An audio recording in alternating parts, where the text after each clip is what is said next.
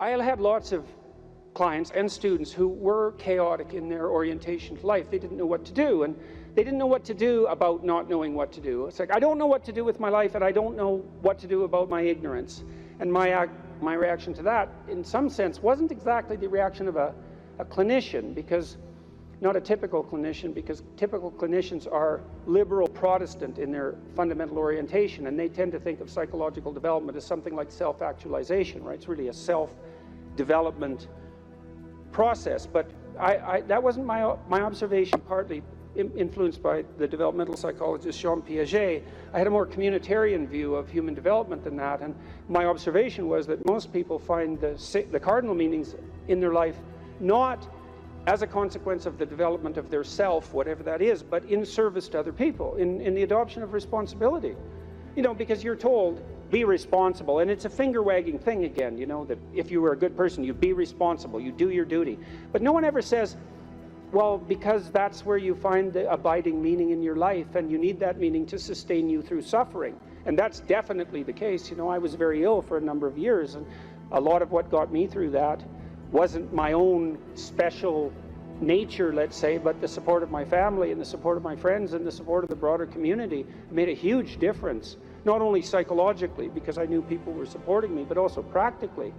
You build yourself a community, you sacrifice yourself in the service of other people, not so much because you should, although you should, but because that is where meaning is to be found, and you need a deep meaning to sustain you through tragedy. That's the arc. And you find that deep meaning, and you know, there's a notion that it's better to give to receive than to receive, and it sounds like a Hallmark greeting card in some sense, and people are cynical about that too. But yeah, you say that because you should be good and think that, but if you watch yourself, you'll see that it's true, because one of the things that's been really pronounced element in my life is that, you know, people thank me from time to time for things that I've done or said, and there isn't a better experience than that, you know, that you've put something out that's actually a manifestation of what you truly believe, and the consequence of that is part of the redemptive process for someone else. There is nothing that's better than that. Zero, nothing. In fact, I don't think there's anything that's even in the same conceptual universe of that in terms of its intrinsically rewarding properties. There's nothing better than to have people, perhaps particularly people you've never met, tell you that what you have been doing has had a salutary effect on their lives. And so that's a hell of a fine thing to aim for. And why not aim for it, you know? Because you could do it. If you put, I wouldn't even say necessarily that you put other people first, because I think that's a mistake, but I do think it's the case that you treat other people in the manner that you would wish to be treated if you were treating yourself properly. And that's also a sophisticated thing, right? To learn to treat yourself properly. Because that doesn't mean you get to fulfill every momentary whim, because that's what you do when you're 2, and 2-year-olds can't live without their parents. You know, you have to be wise enough to govern your current behavior in light of the future. And that's really what it means to be an adult. It's what it means to forestall gratification and to attain the responsibility of an adult. And the reason that you should do that, because you should, is because it's actually better, you know, in all ways. It's a panacea for suffering to adopt that responsibility. And so I would tell my clients and students as well, it's like, well, let's just take a look at where other people find meaning, you know, and we'll see how your life matches with that. Do you have an intimate relationship? Yes or no? The right answer is yes. Now, maybe not for you, and maybe you don't right now, and maybe you have your reasons not to because you're a singular person in that regard, but probably not. Because that's like a third of life. And so if you don't have that, that might be one of the reasons you're not doing so well. And the fact that you don't have it might be an indication that you're not oriented in the proper direction. Oh, I can give you an example of that. I had many people question me when I was just on tour. This is a question that came up quite rapidly, often in the Q&A sessions. How do I find the right person when I'm dating? How do I find the person who's right for me when I'm dating? And I got that, or on the internet, I got that question like 3 times in a row, and I thought, because I always think this, what about that question? What's wrong with that question? Something wrong with that question. How about, how do I conduct myself so that I am the best possible partner? Now that's a whole different, right? That's a whole different conceptual universe, and virtually no one ever asked that question. And I would say, well, if you want an answer to the first question, which is how do I find the person who's right for me, you actually start by asking the second question, which is what can I bring to the table for someone else? And if you're really good at bringing something to the table for someone else, hey man, people might be lining up to be your partner. And if they're not, then you might think, well, maybe I'm just not bringing the right thing to the table. And that's worth thinking, especially if you're desperate, you're lost, and you're alone. It's like, maybe I got this wrong. And I usually sort of top that with the suggestion that even if you did find the person who was perfect for you, and they're that perfect, what makes you think they wouldn't take one look at you and run screaming away? And they likely would if they were that perfect, because, really, are you that much of a catch? And if you think you are, that might be part of the problem. So that's one, right? Intimate relationship. So I would say to you at the crossroads, develop a vision for your relationship. There's a gospel saying, which is, of course, impossible to comprehend or believe. Knock and the door will open, ask and you will receive, seek and you will find. And people think, well, no way, the world's not constituted like that. It's like, it goes back to the idea of aim. If you don't aim at it, you're not going to hit it. And it might also go back to a question about what do you mean by ask and what do you mean by want? Because it isn't just some casual request. You're praying to God, I wish I could find my wallet or something like that, as if he's the casual granter of magical wishes, like a fairy with a magic wand. It's not that. Asking means something like this: I am willing to give up everything that I'm doing wrong so that I can put things right, if I could know what right was. And that's you're on your knees when you say that, man. And maybe if you're on your knees, you get the answer.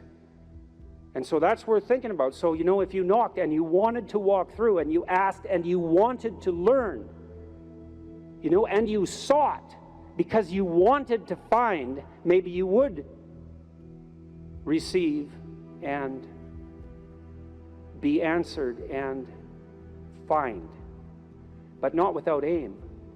And so I might say, well, look, if you could have the relationship you wanted, you get to have the relationship you want and need, but you have to know what it is. And so then you need a vision of that. It's like, and a developed vision, Not, I need to find the person right for me. It's like, what do you mean by that? How are you going to treat your partner when they come home from work? How about something that concrete? Or how would you like to be treated when you come home from work? Or what sort of partner do you want in relationship to their attitude towards children? You have to make it real, like it's the story of your own life, which, by the way, it is. And then maybe you find it, because at least once you've developed the vision, if it manifests itself, you'll recognize it. That's something. Why don't you set your family right? You need siblings. Maybe you don't have them. Set your relationship with your parents right. Fix your relationship with your father, with your mother, with your siblings. The same thing. And then what sort of relationship do you want to have with your children?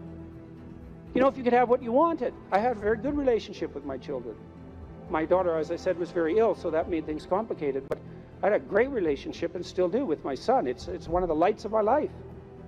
And we concentrated on making that relationship pristine, both of us, and my wife as well. And so you imagine, well, I want my son to love me. I want my son to respect me, and vice versa. I want a child who can make mature decisions. I want someone I can rely on. I want someone who other people gravitate towards. Because I can have what I want if I'm willing to make the proper sacrifices. And so that's a good thing. Could you set your family straight? Well, you need a job or a career. And so what can you offer? And what can you bring the world in that regard? And then I would say, well, if you're thinking about career success in this Tower of Babel manner, then that's a temptation. But you might think, well, how much good could I do if I had the opportunity in the shortest possible period of time, if I went all in? And then there's an aim, man, there's an aim. And then you might think, well, what would that look like? If I was a light to my community, if I was a light to the people I work with, who would I be if I was like that? And then you can conceptualize that, and you can see when you deviate from it, and why couldn't you correct for the deviations and move towards that? And then you might say, well, are you going to make productive use of your time outside of work? Productive and generous use of your time? Productive, generous, and meaningful use of your time. How about that? You're going to control your susceptibility to temptation, regulate your alcohol and drug use, because alcoholism takes out lots of people. Regulate your sexual temptation. You can control yourself. for some reason that's worth controlling yourself for. You know, because there's something to being sybaritic. There's at least the momentary pleasure. It's not nothing, and you're not going to sacrifice that if you have any sense unless you sacrifice it to something clearly better.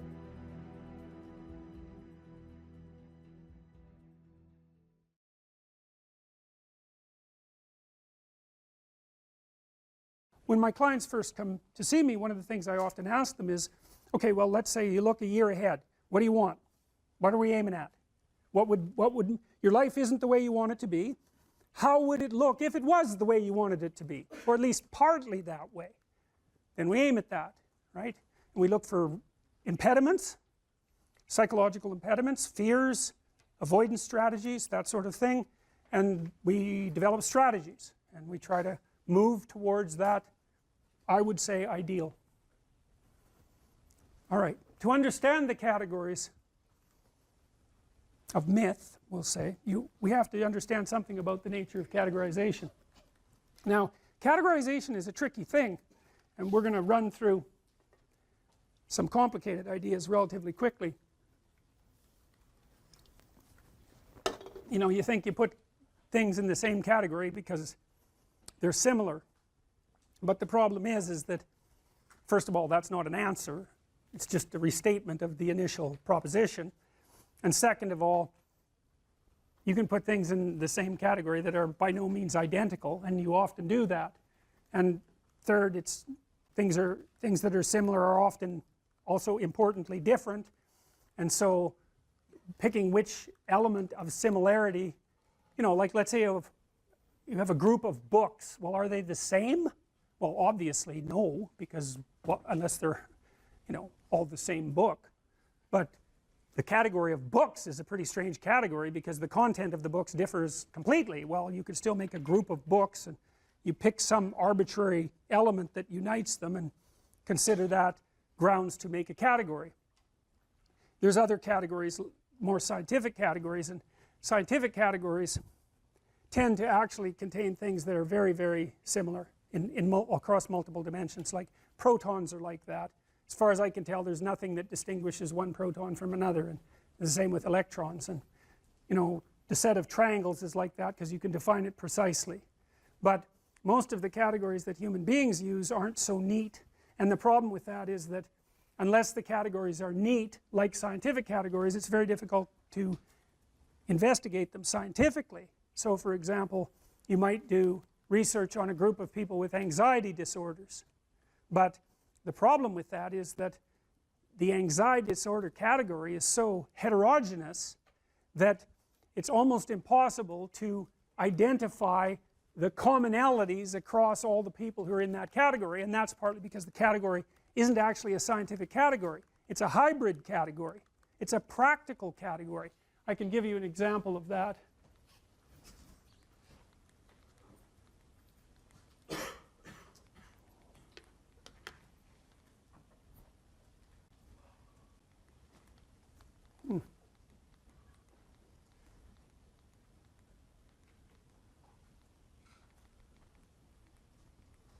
No, I can't because I must not have saved it. Anyways, many of the DSM categories, so these are categories for psychopathology, require, if you're part of that category, imagine there's 7 symptoms that you could have, or 8 symptoms that you could have that would put you in that category, like antisocial personality.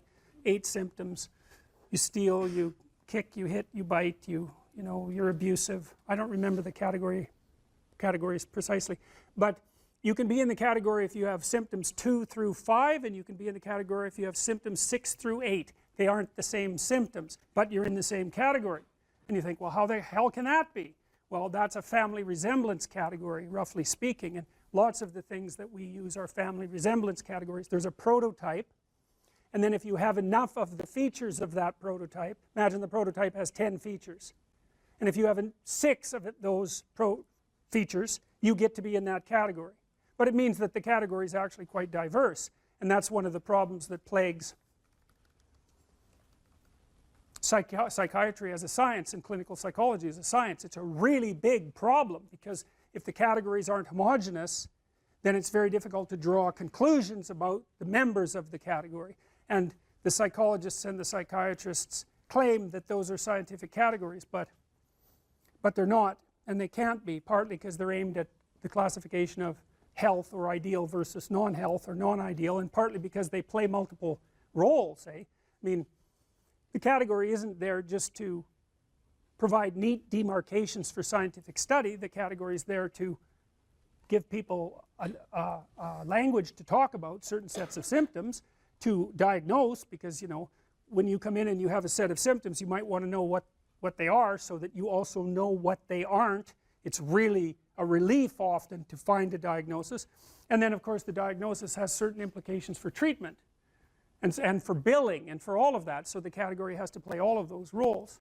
So there's multiple types of category, and the categories that we're talking about in relationship to mythology aren't scientific categories. They're categories about the world construed as a place to act. So here's a way to think about it. You're always looking at the world through a framework of reference, and you have to do that because there isn't very much of you. You can't see the whole world at once, and in fact the amount of the world you actually see is so small you can't believe it. The central part of your vision is zipping around, producing a pretty high resolution representation of exactly what you're looking at, but outside of that center, like if I look at you, I can't see her eyes. I can see her glasses, but barely. I can't even tell whether you're male or female. The person past that, I can't see at all. Now you don't notice that, you know. You don't notice that you're that blind because your central vision is always popping around, illuminating that tiny space. But you're so damn blind, it's just mind-boggling. And I'm sure some of you have seen the invisible gorilla video, you know, where a gorilla comes into the video and you don't notice, which is somewhat shocking because you would think that you would notice a gorilla. But what happens is that you actually don't notice something unless it interferes with what you're doing. And because what are you going to do? Notice everything? You can't do that. You can hardly notice anything. So what you do is you pick something to focus on. It's usually something that you value, because why else would you focus on it? So that means that your value system determines the direction of your perception. Bloody well think about that for a minute. That's a Buddhist idea, right? People live in a kind of illusion, and sometimes that illusion causes suffering, and they can transform the way they look at the world, and that can release them from their suffering. But the idea that you do live in an illusion, well, I don't know if it's exactly an illusion, but you certainly do live within a framework of perception that's determined by your values. Now that is so weird, you know, because we never think of the world as something that reveals itself through our values. But of course it does, because you look at what you want. You aim at what you want, and once you've aimed, the world lays itself out for you, and that's exactly how perception works. That's why I represented it this way. You're always somewhere, that's point A, and that's somewhere in some place in some time, and you always have some notion about what you want to have happen next. You know, you're going to go to the next class, maybe you've got a plan after this. In this class you have a plan, you're hoping to learn something, I presume, and maybe you have a goal with regards to a grade, and that's nested inside your desire to get a degree, and that's nested inside your desire to be educated and to have a career and have a successful life. So attending to me at the moment, the reason you're doing that is because all of those values exist within you simultaneously, focusing your attention. And so you're attending to me and not to something else, assuming that all of you with your computers open aren't surfing the web, which you might be, but assuming that you're focusing, whatever you're focusing on is directed by what you value. And some of that can be unconscious. In fact, a lot of it is unconscious, because you know it's very difficult for you to get control of what you pay attention to. You know what that's like. You're trying to study, it's kind of a boring paper. Christ, your attention is just like everywhere, you know. Maybe you'll vacuum under the bed instead of doing reading the paper, you know. You can't get a grip on that thing, so your attention has an autonomy. And that's another psychoanalytic idea, you know, because you kind of think, well, you're in control. It's like, really? You ever try telling yourself what to do? How does that work for you? I'm going to go to the gym 3 times a week. Right, sure you are. Yeah, I'm going to quit eating sugar for a month. It's like, how long does that last? It's like 15 minutes, and you're eating like 3 chocolate bars. If you're resentful about something, well, first of all, you should notice, I'm resentful. And that's kind of humiliating because no one's proud of being resentful. It's a shameful emotion. Well, so then why are you resentful? Well, there's only 2 reasons as far as I've been able to tell. One is that you're allowing yourself to be taken advantage of, or you're being taken advantage of. Sometimes you're not allowing yourself. Sometimes you're a child being abused by their uncle. You're not allowing yourself. You can't do anything about it. You're resentful because you're being taken advantage of, or because you're immature. It's one of those 2 things. Figure out which it is, and then take the steps necessary to address it. Living a life without resentment is a great goal. People are often resentful if they see that responsibility has been abdicated. Why isn't that person doing their job? It's like, well, hey man, step in at your workplace, in your family. You know, and you think, well, I shouldn't have to do that extra work. Well, you shouldn't be a slave. You shouldn't allow yourself to be tyrannized. But if something bugs you because a responsibility is going unfulfilled, there's a great opportunity for you. And this is something I don't think we teach young people well. And one of the things, you may remember this, that was so striking about the tour was that I made a case fairly consistently that most people find the meaning that sustains them through the vicissitudes of life, not in happiness, but in responsibility. And that would bring everyone to a halt. It would always make the whole theater silent. It's like, oh, I never thought of that connection. Because maybe you want to avoid responsibility, and you can understand why. You can understand why. You hide from it. That is what you encounter if you go out in the world and you think, who the hell wants that? I don't want the responsibility. It's like, well, yes, you do, as it turns out. There's nothing better than responsibility.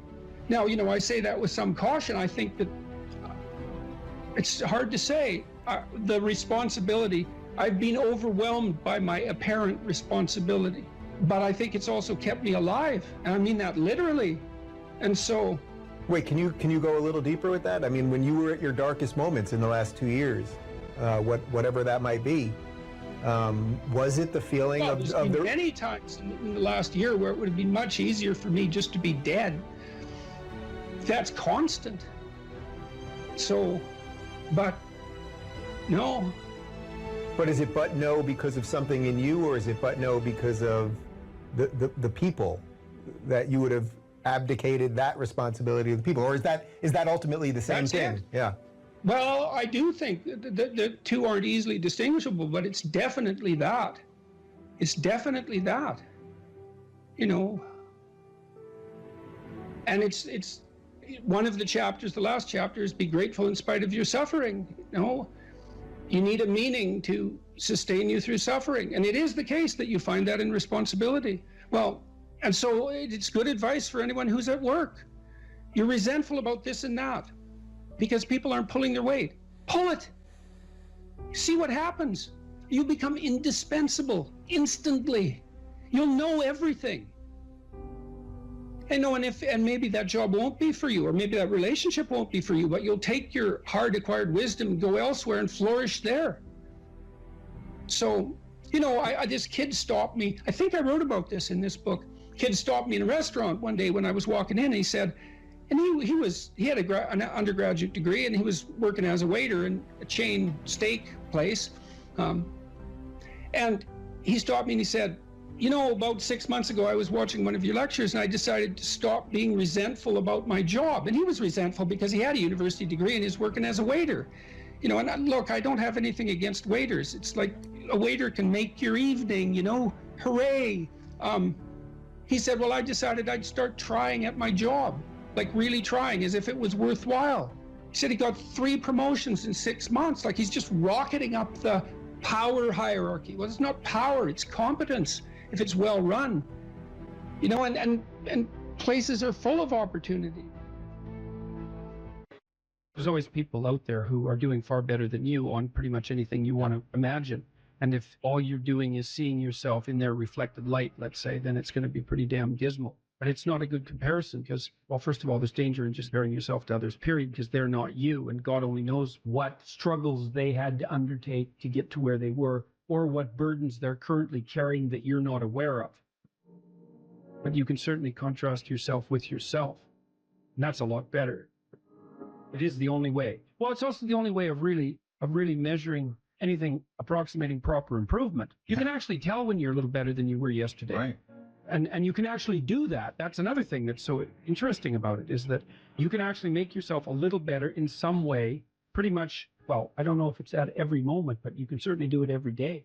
Let's say you want to become who you could be in the fullest sense. So let's say you're someone who's going to solve some serious problems. Okay, the first thing you have to do is admit to the seriousness of the problems. That's no joke. And so the first thing is just the terror of the problem itself. And that's enough to paralyze me. And that's the Hydra, that's the Gorgon with the head of snakes. It'll paralyze and turn you to stone. That's the basilisk in the Harry Potter series. You look at it and it turns you to stone and lurks underneath everything, right? And it's malevolence and tragedy. And so there's that. And then the next is, well, you're going to take responsibility for that? You're really going to do that, are you? That's a hell of a load, man. And so it's daunting to even consider that. And then there's the discipline and responsibility that necessitates, which is also daunting. It's like, oh my God, the problem's that serious. I'm really going to have to get my act together in order to not contribute to it, much less solve it. And so the problem is terrible. And then the solution is daunting. But the upside of that is like, well, there isn't anything better to have than a problem that's worth solving, like that's really worth solving. Right. And so the more of that you take on, the more you have a reason to get out of bed in the morning, no matter what. Like, I'm getting up, I'm trudging forward. Doesn't matter what I'm suffering from. I've got things that need to be done. They're necessary. And that gives you that sense of purpose that is the antidote to bitterness. Okay, well, let's say you want your life to be meaningful. It's like, okay, then what you do matters. It actually matters. Or how starting to clean up the room changed their life. That's quite fun because it's something I always tell people to do instead of going out and protesting. Jesus, I just can't stand Cleaning up that. the room? Yeah. Meaning? Well, my sense is that if you want to change the world, you start from yourself and work outward because you build your competence that way. It's like, I don't know how you can go out and protest the structure of the entire economic system if you can't keep your room organized. Well, I made a video call, which was called Message to Millennials, where it was called How to Change the World Properly. A bit of on the pretentious side, I suppose, but I was trying to produce something that was a counterposition to this idea that what you should do is go out and fix up other people. You know, that's just not right. And there's a New Testament line about that, something about, you know, not worrying too much about the log in your neighbor's eye, or about the speck in your neighbor's eye when you have a log in your eye. What would the world be like if people stopped avoiding the things they knew they should do? You know, because the question is, how much are we contributing to the fact that life is an existential catastrophe and a tragedy? How much is our own corruption contributing to that? That's a really worthwhile question. The things you leave undone because you're angry, you're resentful, you're lazy, you have inertia. Well, you consult your conscience and it says, well, you know, that place over there could use a little work. It's the same as working on yourself, and so you clean that up because you can. And then things are a little clearer around you.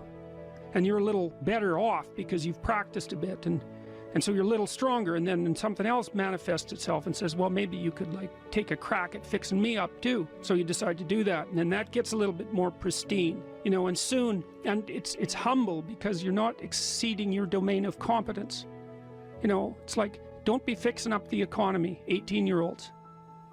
You don't know anything about the economy. It's a massive, complex machine beyond anyone's understanding, and you mess with it at your peril. So, and can you even clean up your own room? No. Well, you should think about that. You should think about that.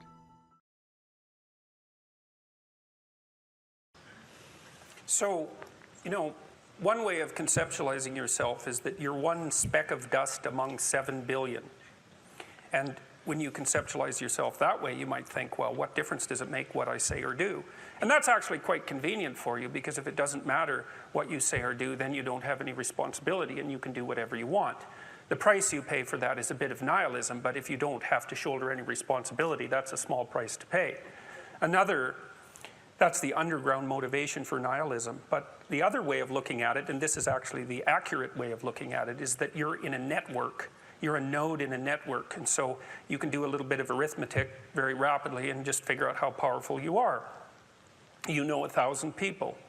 You're going to know more than that over the course of your life, but let's say 1,000 for the sake of argument for now. They know 1,000 people. That means that you're one person away from 1,000,000 people and 2 persons away from 1,000,000,000 people. And you're the center of that network. And now the way networks work is that information propagates in a networked manner. So don't underestimate the power of your speech. Now, you know, Western culture is phallogocentric. Let's say it. Okay, so we'll say, yeah, that's just fine. That's exactly what it is. It's predicated on the idea of the logos, that the logos is the sacred element of Western culture. And what does that mean? It means that your capacity for speech is divine. It's the thing that generates order from chaos and then sometimes turns pathological order into chaos when it has to. Don't underestimate the power of truth. There's nothing more powerful. Now, in order to speak what you might regard as the truth, you have to let go of the outcome. You have to think, all right, I'm going to say what I think, stupid as I am, biased as I am, ignorant as I am. I'm going to state what I think as clearly as I can, and I'm going to live with the consequences no matter what they are. Now, the reason you think that, that's an element of faith. The idea is that nothing brings a better world into being than the stated truth. Now, you might have to pay a price for that, but that's fine. You're going to pay a price for every bloody thing you do and everything you don't do. You don't get to choose to not pay a price. You get to choose which poison you're going to take. That's it. So if you're going to stand up for something, stand up for your truth. It'll shape you because people will respond and object and tell you why you're a fool and a biased moron and why you're ignorant. And then if you listen to them, you'll be just that much less like that the next time you say something. And if you do that for 5 years, you'll be so damn tough and articulate and able to communicate and withstand pressure that you won't even recognize yourself. And then you'll be a force to contend with. And you don't get to wait until, because I get letters like Sad gets all the time too, from faculty members in particular, and they say, well, you know, when I get tenure, it's like, then they think, well, when I'm an associate professor, and then they think, well, when I'm a full professor, it's like, if you're a professor already, you're like the most protected person in the history of the planet, you know, and you need, well, okay, but one of the things that indicates is that it's almost impossible to provide people with enough protection so that they feel safe to speak. Okay, so we'll address that directly. It is not safe to speak, and it never will be. But the thing you got to keep in mind is that it's even less safe not to speak. Right? It's a balance of risks. It's like you want to pay the price for being who you are and stating your mode of being in the world, or do you want to pay the price for being a bloody serf, one that's enslaved him or herself? Well, that's a major price, man. That thing unfolds over decades, and you'll just be a miserable worm at the end of about 20 years of that, right? No self-respect, no power, no ability to voice your opinions, nothing left but resentment because everyone's against you, because of course you've never stood up for yourself. It's like, say what you think carefully, pay attention to your words. The price is, it's a price you want to pay if you are willing to believe that truth is the cornerstone of society. And in the most real sense, if you're willing to take that leap, then tell the truth and see what happens. And nothing better could possibly happen to you.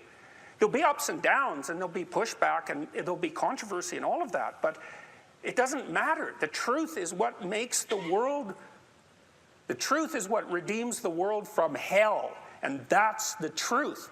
And we saw plenty of hell over the last 100 years, you know, and we haven't learned a bloody thing from it. It's like, wake up, tell the truth, or at least don't lie. That's a start. And you got to understand that's a risk. But I have one more brief thing to say about that.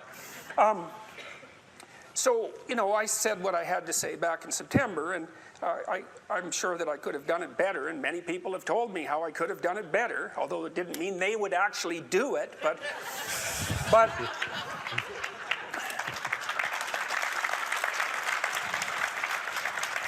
and you know, my job was at risk, serious risk, for about 2 months, and it destabilized my family, who've been very brave about this, so like, thumbs up to them, man. They've just stood by me. But here's the optimistic news, is the university has left me alone completely. I shook hands with the dean 2 weeks ago. We're on friendly terms. They don't want this to go any farther than it has already. The students were tremendously welcoming when I came back to teach in January. I haven't had a single negative incident at the university. And I've received thousands of letters from people all over the world, all of which have been in support. I've received 2 negative letters. That's it. 2. So the people have an inchoate longing to have the sort of thing that we're talking about articulated. And so don't be thinking you're alone. It's just that people can't talk, they're afraid to talk, or they don't know what to say. And those are real problems. So if you're reasonably articulate, like, start talking and sharpen yourself up. I mean, the enemy is a cloud. They're a cloud of gnats. They're only courageous in groups. They're only courageous in mobs. If you stand your ground and don't apologize and articulate things properly, they'll disperse around you like they're not even there. So most of it's illusion. So don't be afraid, but be afraid of the right thing. And the right thing you should be afraid of is not saying what you say, because that's the same as not being. And here you are, suffering away. You might as well be at the same time. At least then there's something to you. So.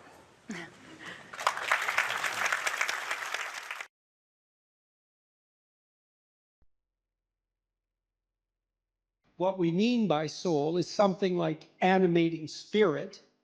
And you might say, well, what's a spirit? And, well, that's actually rather easy to answer. So when a child of 4 is playing house, let's say when a child of 4 is playing house, she acts out the role of the mother.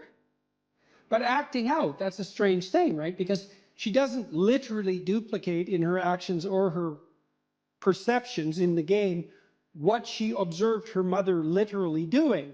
So, for example, she didn't go into her mother's bedroom when her mother awoke and watched her turn her head in a particular way to awaken and count the number of blinks so that she could mimic that in her play.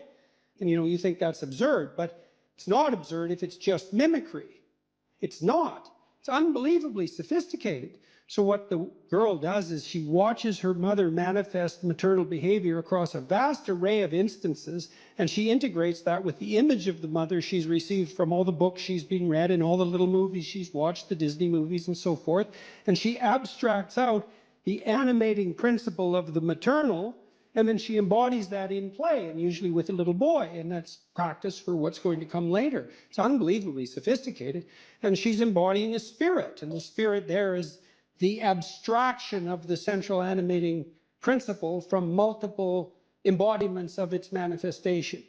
And if you think children can't do that, well, then you don't know anything about children, because they do that all the time in their pretend play, which is a necessary precursor to healthy psychological development. And so part of what we refer to as the soul is the presence of that spirit, or maybe even the capacity of embodying such spirits. And it's very difficult to know how deep that goes. I had a vision at one point of all the men in my life who've been particularly influential in a benevolent way. And you think, well, just the mere notion of the idea that there could be a benevolent way that would unite the acts of benevolence across a series of men, that's all comprehensible to you. You take that as a matter of course when you say that there are such things as good men, and you can identify them, right? Something stable about whatever is good across multiple manifestations of incarnation, let's say. And I saw that transform into the Father person of the Trinity as the embodiment of that benevolent spirit. Now, I don't have any idea what that means metaphysically, because who does? But that spirit manifesting itself within is certainly part of what we refer to when we talk about the soul. And you can see that shine through people. I mean, it's part of what gives someone charisma. It's part of what elicits the instinct to imitate in you. And you see that even in simple things. When you see a remarkable athlete do something incredibly athletic to put the soccer ball, the football ball through the net, to score the goal, and everybody leaps to their feet in celebration of that, well, that's a celebration of the divine capacity to hit the target dead on. And it grips you at such a low level, way down inside your soul, that you're compelled to your feet to cheer, and you don't even know what you're doing. But you enjoy it, that's for sure. And that enjoyment is also a sign of the depth and utility of that response, you see this in all the things that people do that are, so-called popular entertainment. It's unbelievably sophisticated. The soul is participating in that in the fullest extent. And, you can say, well, there's no necessary use for the religious terminology. It's like, well, until you come up with a better word, there's plenty of use for it, because it's a very complex and deep phenomena. And to, just cast it into the realm of superstition in some casual manner it's just not helpful. Not in any possible, it's not helpful scientifically, it's not helpful ethically, it's not helpful existentially. Try treating someone for a while as if they don't have a soul. Just really, I mean it, just, treat them like a deterministic machine, if that's your belief. Really act it out. You'll be like the most hated person in town in about 15 minutes. Well, I mean, what do you make of practical evidence like that? I mean, you interact with people as if they're free souls capable of choosing between good and evil. That's what you do all the time. And maybe you can addle yourself out of that by some ridiculous rationalist ideology, but that just means you're kind of a gabbling fool, and it's just going to make you trip over things you don't even notice in all of your social interactions. I don't care how you think philosophically or ideologically, you bloody well know that what I just said is true. So, and that's true even when you're interacting with an infant or a small child. It's true when you're dealing with someone who's elderly and virtually incapacitated in every way. You still see that divine spark, for lack of a better term, and we do lack a better term, by the way. You see that everywhere if your eyes are open and if you're willing to see it, and to the degree that you're responsive to that, then your actions are guided by love and your words are guided by truth.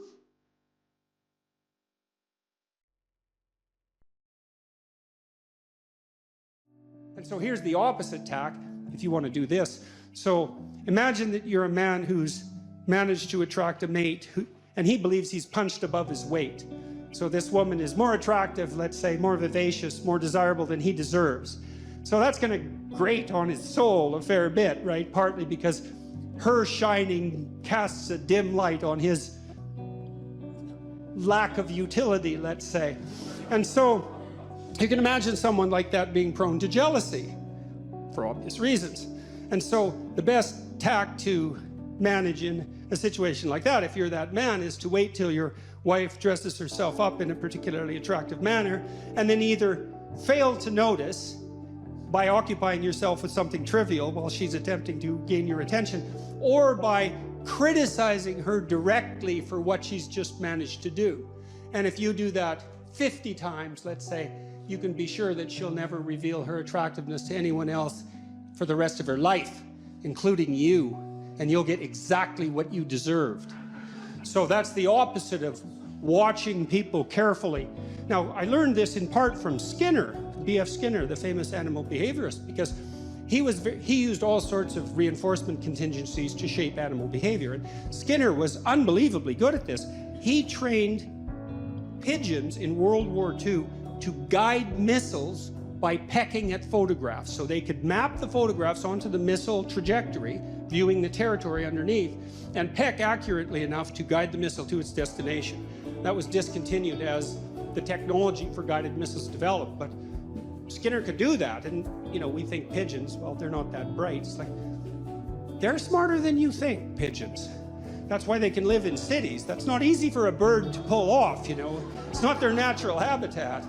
And so, but Skinner, although he would use punishment, technically speaking, which is the application of a certain amount of pain, or threat, which is the use of anxiety, but what he believed was most effective was reward. But it required a tremendous amount of attention. So, for example, if Skinner was trying to train a rat to climb up a little ladder and then across the ladder and then maybe do a pirouette and come down, which he could do with no problem, he'd wait, he'd just watch the rat, and then when it got close to the ladder, he'd give it a food pellet. Now, his rats were starved, by the way, down to 3/4 of their normal body weight, so they were pretty eager to work for food. It's not something you necessarily saw in the methodology section of the papers, but, and that's not a critique of Skinner, it's just an indication of how simplification takes place in laboratory experiments. But in any case, he'd wait for the rat to get near the ladder and give it a food pellet. And soon the rat would be hanging around the ladder quite a lot. And then now and then, just more or less randomly, the rat would put a paw up on the ladder. Food pellet. Well, then the rat would hang around the bottom of the ladder with paw up. Well, if he did that continually, through observation, he could get the rat to do pretty much anything that you could imagine a rat could do, and then maybe some things you couldn't imagine. And this isn't a manipulative technique, by the way, although it can be used that way. It's not effective unless you do it with a certain degree of wisdom. You want to think, well, what do you want in your house? How about peace, tranquility, happiness, and humor? Something like that. It's not a bad first pass approximation. And you got to get that in your head. It's like, do you want that, or do you want the delights of endless martyrdom? Because you have to make a choice, and you might think, I wouldn't pick martyrdom. It's like, really? Really? You wouldn't, eh? You'd pick peace and happiness and humor, and so everywhere you go, that's all you're ever surrounded with. It's like highly improbable. So don't be so sure you're aiming up. But if you can orient yourself in that direction, and carefully, and knowing full well what the hellish alternative is, because you need to know that, then you can watch and see, well, when is this manifesting itself in the people around me? And then you can tell them in detail, I noticed today we're having a discussion at dinner, you know, and you made a spectacularly witty remark right at the right time, and it was provocative but not annoying, and so good work. And then the kid thinks, oh my God, I noticed. And then he's like twice as funny the next day, and maybe not in some unbearable manner. And that really works. It really works. But like I said, you have to quell the envy that would otherwise beset you, and you have to want to aim up, and then you have to not be jealous of the other person's goodness, and you have to be extremely attentive. But man, as a transformation technique, even in extraordinarily difficult relationships, which goes back to your point, there isn't anything I know of that's more effective.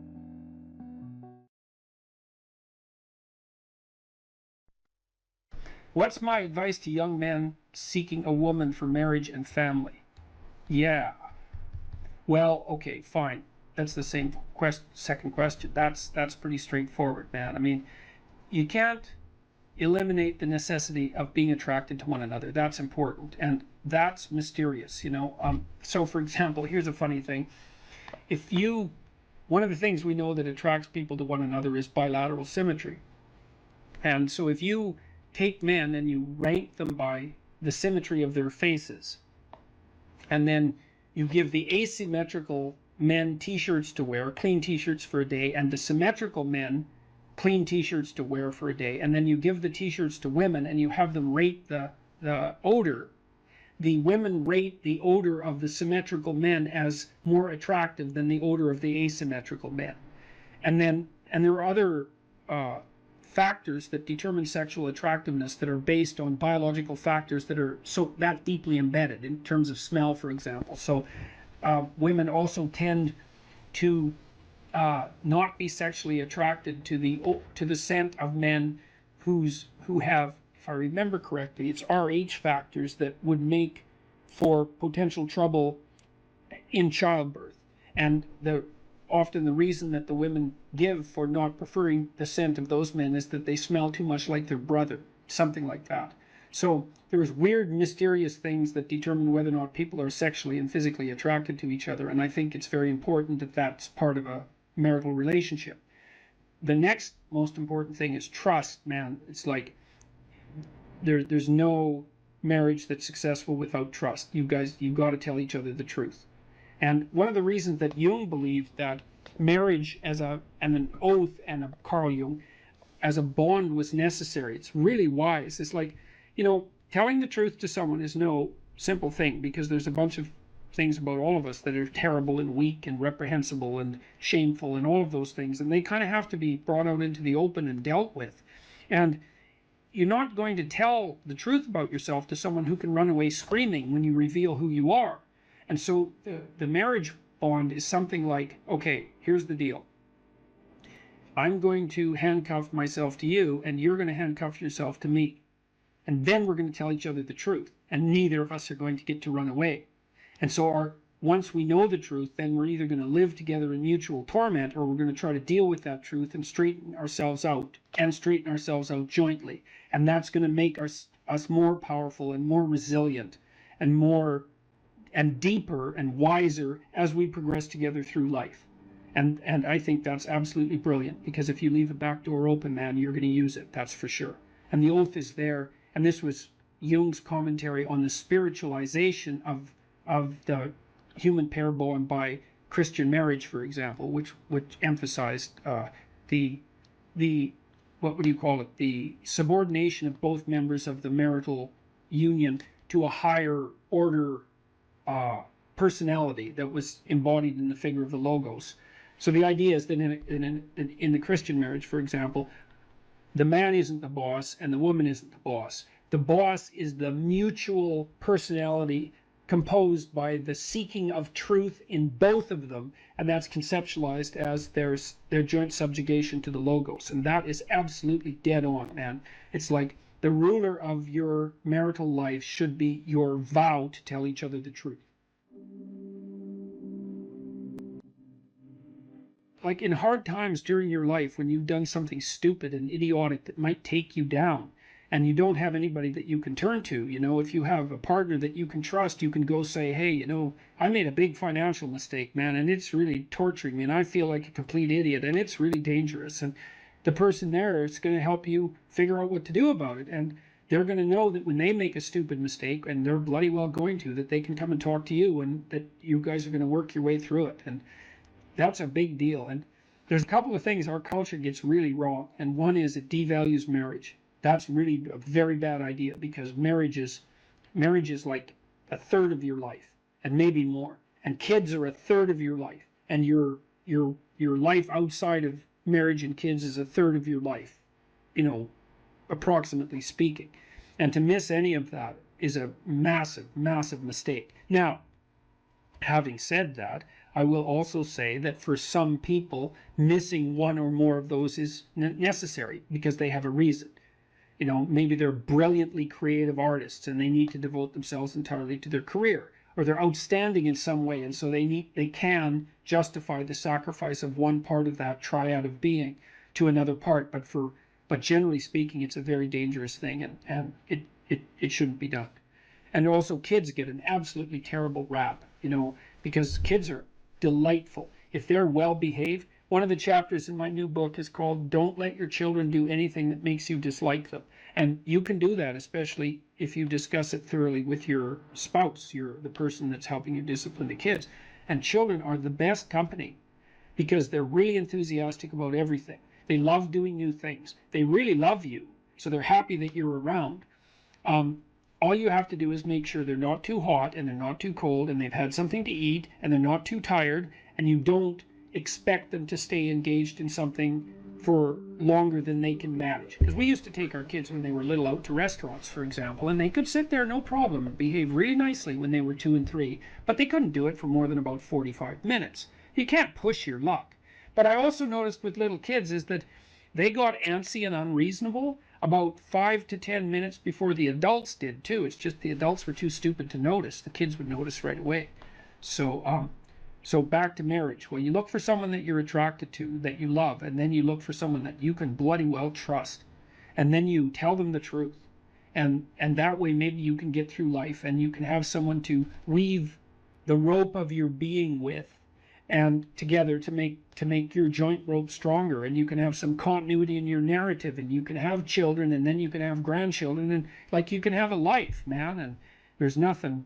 You're so fortunate if you can manage that. And so, okay, so there's that one. So what's my advice to young men seeking a woman for marriage and family? Yeah, well, and also, marry someone you think would be a good mother and that has enough sense, generally speaking, to know that she wants children. Now, some women don't want children, and fair enough. And some women perhaps shouldn't have children.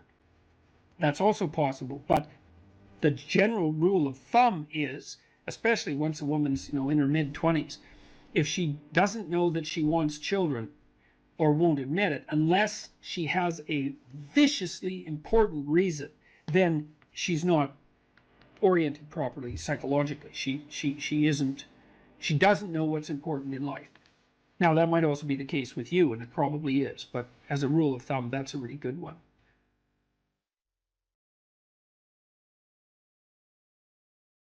The hallmark of true sovereignty is the willingness of the elite, let's say the talented, the productive, the blessed, the gifted, to justify the unequal division of talent by serving to ameliorate the catastrophic suffering of the dispossessed.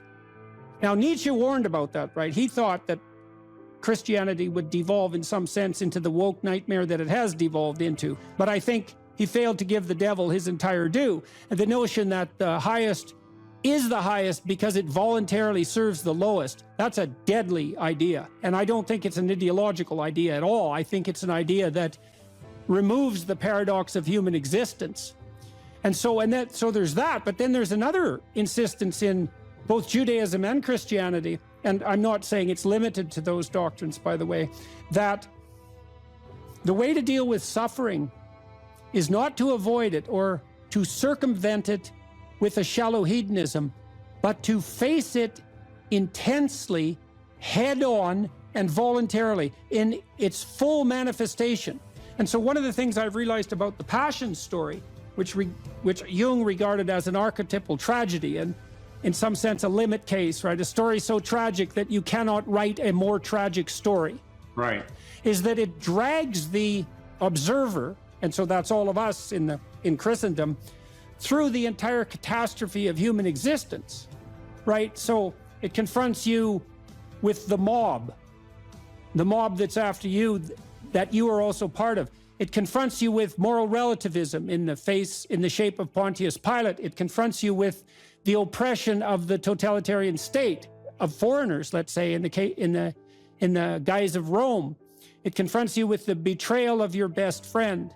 It confronts you with the willingness of the crowd to punish the virtuous and free the criminal. And that's the story of Barabbas and Christ. And Pajot told me the other day, Jonathan Pajot, that an alternative name for Barabbas was Jesus.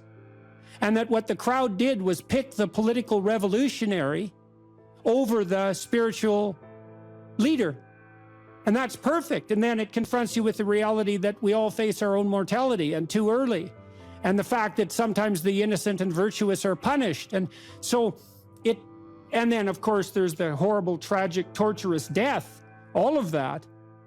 And that's all signified by the image of the crucifix and what we're doing to ourselves, even though we don't know it. I'm speaking mostly psychologically, although somewhat theologically, is that we're exposing ourselves to the ultimate catastrophe of human existence, while simultaneously manifesting the faith that if we face that unflinchingly, that will resurrect us instead of killing us. That's quite powerful. It's something, man. It's something. It's something I've been puzzling out for, a long time, but particularly for the last 6 months. I'm going to write about that in my new book. And when I talk to my audiences about that, and I would especially say this has an impact, again, on demoralized young men, and say, look, we don't know the limits to the expansion of your personality if you're willing to face things without deception. And that's a variant of that radical honesty we were already talking about. Don't live by lies. Well, life is rife with injustice, atrocity, and suffering. And so what do you do with that? Do you avoid it? There's good physiological evidence, by the way, that if you take two groups of people and you subject one group to a stressor involuntarily, and you get the other group to take on the stressor voluntarily, that the pattern of psychophysiological response is entirely different. It's entirely different emotionally, motivationally, and in terms of the damage it does. And so the involuntary imposition of a threat is stressful and damaging, but the voluntary acceptance of a threat is invigorating and revivifying.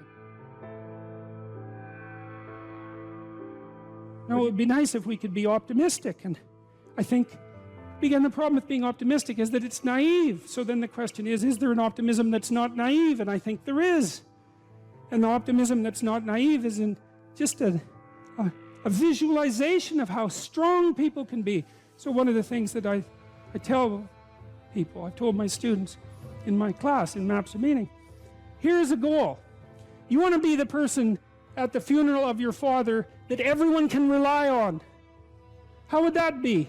You want to be the person who's broken and useless and adding to the misery in the corner. And look, I'm not making light of people's grief.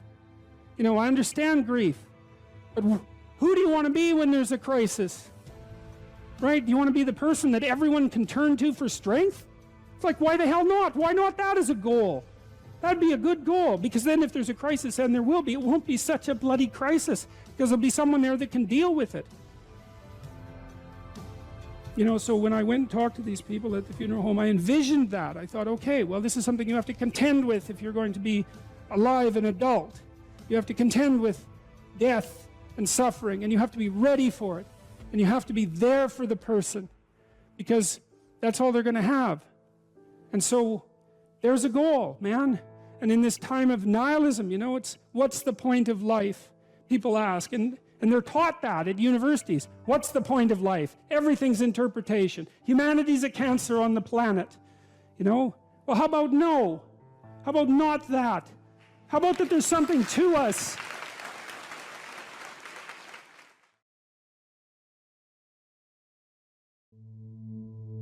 Most creative people fail at producing their creative product and monetizing it, right? So your default position, if you're a creative person, is you're going to fail. And that's because it's hard to come up with something new, and it's hard to present it to the market at the right time, and it's hard to market it. Like, those things are really, really difficult. And so what successful entrepreneurs do is they just keep doing it over and over and over and over and over and over and over.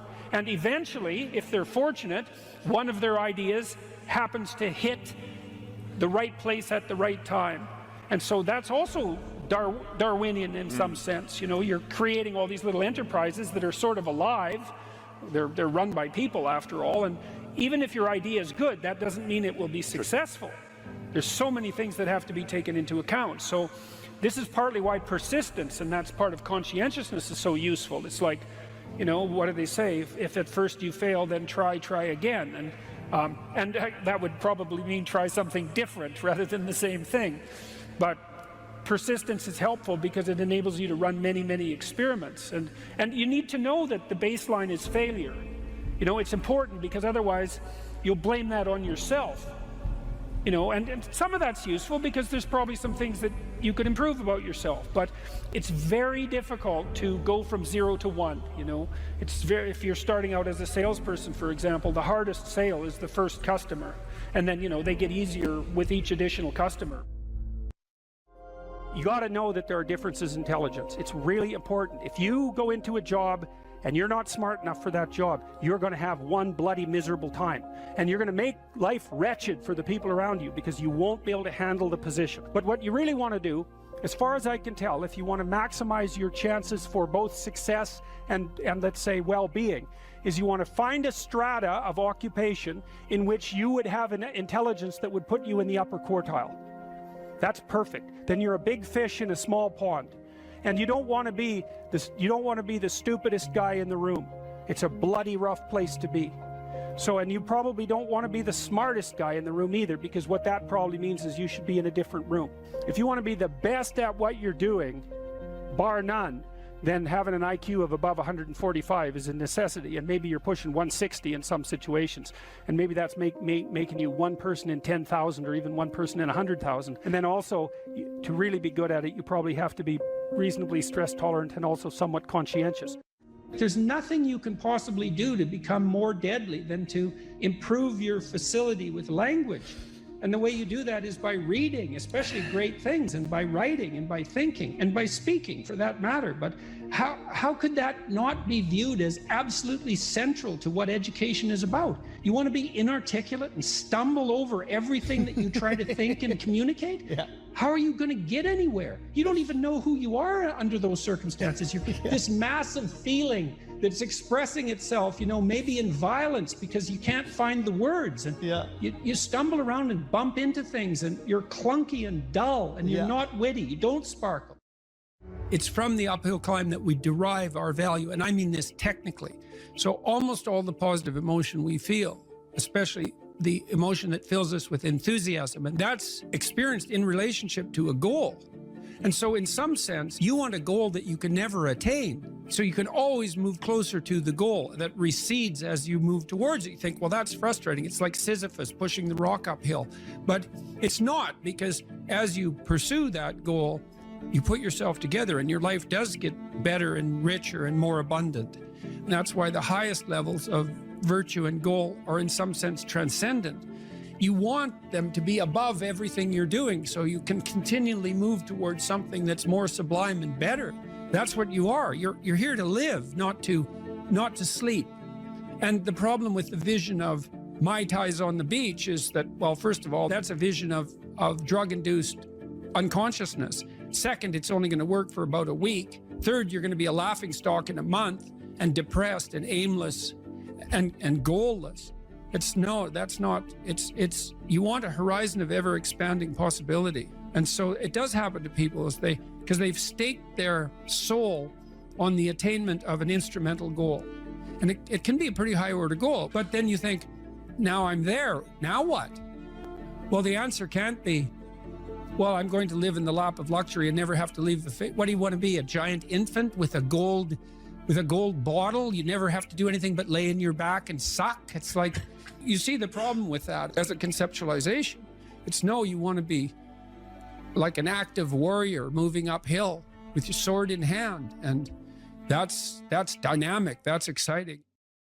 One of the rules, I think it's rule 4, is compare yourself to who you were yesterday and not to who someone else is today. And see, that's a game you can win. The possibility that you can make yourself slightly better on a continual basis is, I think that's something that's accessible to everyone. I think that's equivalent to leading a virtuous life. And there is something to be said for virtue and truth, and that is another thing that I've noticed about people who've been phenomenally successful is that they really do everything they can to live a truthful life. And you can get a bloody long ways by being honest. Lay a disciplinary structure on yourself, get the chaos in check, and then you can move towards a state that's freer. It's discipline first. Like, look, if you're going to become a concert pianist, there's going to be several thousand hours of extraordinarily disciplined practice. That's the imposition of order on your potential, let's say. But what comes out of that is a much grander freedom. And so virtually every freedom that you have in life that's true freedom is purchased at the price of discipline. But it's not some casual self-help doctrine. It's that if you don't organize yourself properly, you'll pay for it, and in a big way, and so will the people around you. And I would say, start where you can start. If something announces itself to you as in need of repair, that you could repair, then hey, fix it. You fix 100 things like that, your life will be a lot different. I often tell people too, fix the things you repeat every day, because people tend to think of those as trivial. You get up, you brush your teeth, you have your breakfast, you have your routines that you go through every day. Well, those probably constitute 50% of your life. And people think, well, they're mundane, I don't need to pay attention to them. It's like, no, that's exactly wrong. The things you do every day, those are the most important things you do, hands down. People are afraid of the truth because often if you reveal it, it causes conflict in the moment. Telling the truth is definitely an adventure. Seeking for sure, but also telling. Another way of going about it is to just say what you think and see what happens. That's an adventure because you don't know what the outcome is going to be. So look, there's this old idea that it's necessary to have faith in the truth. And so here's a way of thinking about that. Someone asks you a question and you might think, well, here's the outcome I want, and so here's how I'm going to answer that question. So that's one way of approaching it.